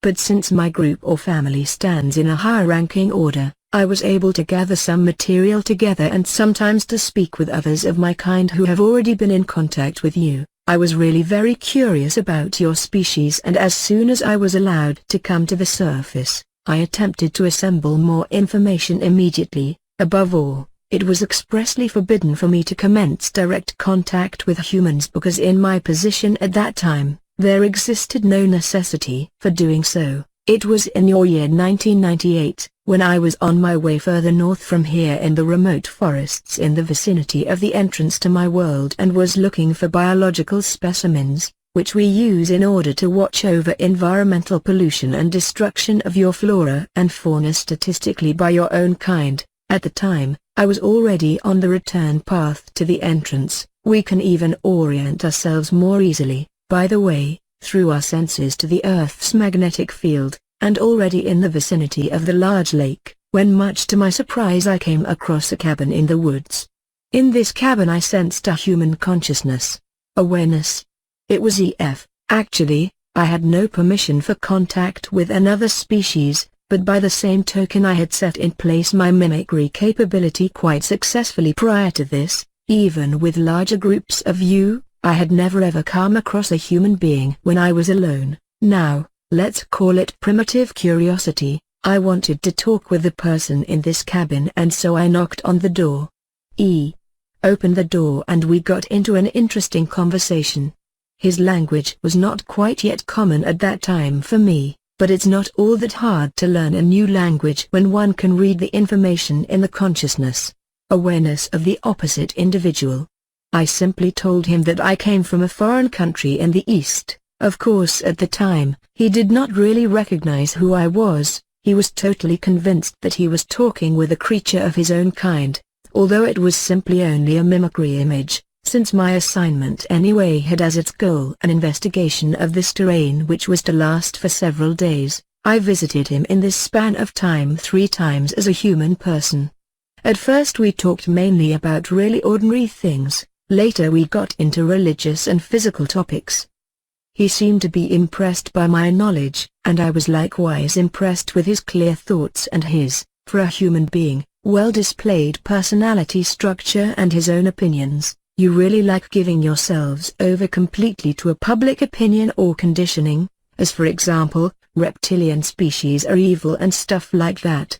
I steered the conversation in this direction, and DF said something to the effect that he believed in alien species and that they did not have to necessarily be evil, but perhaps only different than his kind are. That pleased me. At that juncture of time, of course, I could not speak concretely with him about my knowledge because he wouldn't have believed me. He would have taken me for a human practical joker. I cultivated the very, very unusual idea, for my kind, to show him my true exterior, something that I did during our conversation at our fourth meeting in the cabin. Actually, he was predestined for contact. He was open-minded, honest, intelligent, not religiously inclined or conditioned. He lived alone and isolated, and no one would believe him, should he decide to go public with his story. I dared to take the step, but then I had serious doubt about the propriety of my act, especially when he reacted very violently. He got control of himself again after a time and we could finally talk concretely about definite matters.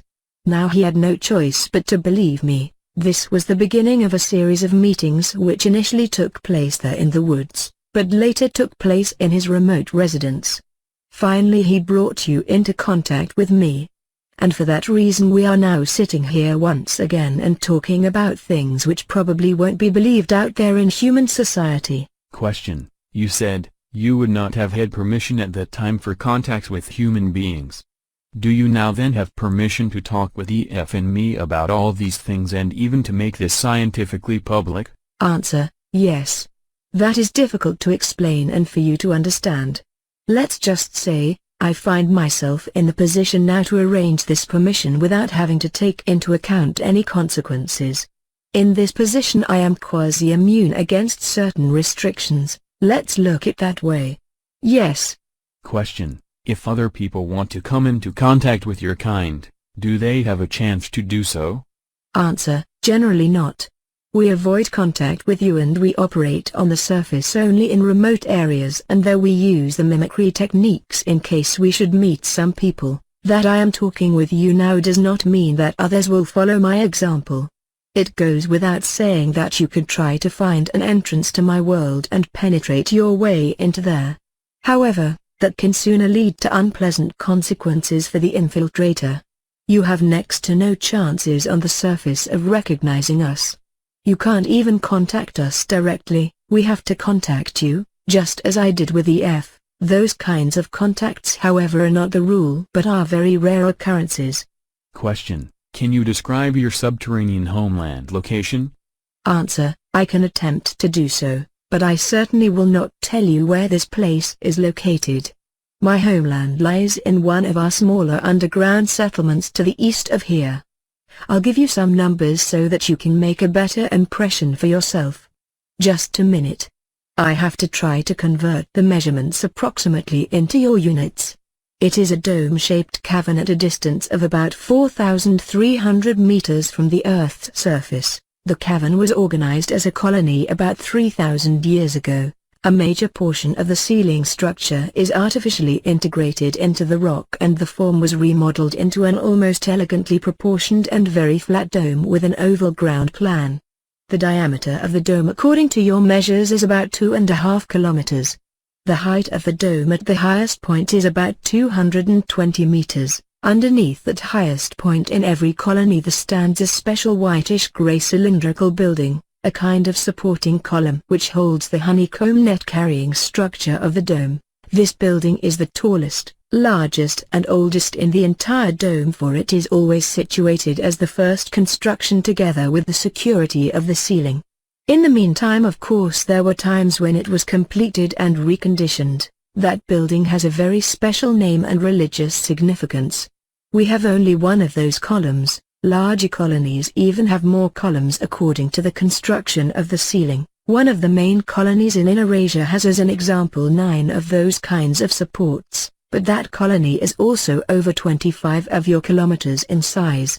The central building is generally a center of religion, but also a center for climate control, and a center for the behavior and the regulation of the lighting system. We have at our location altogether 5 large artificial light sources which generate your UV light and its warmth through gravitational sources. The air shafts and the light systems from the surface likewise run through these columns, and naturally, they are very intensely controlled. By the way, we have 3 air shafts and 2 elevator systems there, and even a tunnel connection to the next main colony which lies approximately 500 kilometers to the southeast. One elevator shaft leads to a cavern near the surface, the other leads to one of our depots for the ships, you remember, the cylindrical ships, that is naturally concealed closer to the surface behind a rocky mountain face. Normally, There are only 3 ships there. It's a small depot. The other buildings of the colony are, for the most part, concentrically ordered in oval circles around the main supporting column, and they are without exception much flatter, generally only between 3 and 20 meters tall. The shape of the buildings is round and dome-like. The color is even differentiated according to circle and distance from the main column. To the north of the column, there is an additional, very large but very flat round building. This building interrupts the concentric system of the colony with its diameter of about 250 meters. It is the artificial sun zone in which specially illuminated corridors and rooms are housed. In these locations very powerful UV light predominates, and they are used in order to warm our blood. There is even a medical dispensary and a meeting room located there. Beyond the outer ring of the colony, there are zones in which animals are kept. We must consume flesh as nourishment, and the gardens in which plant nourishment and mushroom culture are cultivated. There is also hot and cold running water there from subterranean sources. The power station is located on the edge of the colony. The station is driven by fusion as its base, and it supplies the colony and the suns with energy. My group or family lives, by the way, in the 4th ring of buildings out from the central support column, so much in such a short time. To describe to you all the buildings and their tasks would be going too far. It is difficult to describe something like that to you, for it is a completely different set of surroundings and culture from what you are accustomed to in your life on the surface. You really have to see it for yourself to be able to believe it. Question: will I myself see it sometime? Answer: who knows, maybe. Time brings new opportunities. Question: how many creatures of your kind live in this colony? Answer: approximately 900. Question: that is the end of the interview. Do you have any final message for the readers of the transcript? Answer: yes. I'm thoroughly surprised at the many comments to my words. Of course, I am naturally also disappointed about the religious portrayals of me as the enemy which have been voiced and which have buried themselves deeply in your mind. You should learn to set yourselves apart from the old conditioning and not to stand quasi under the control of something or someone who has already been gone for 5,000 years. You are, after all, free spirits. Those are my final words.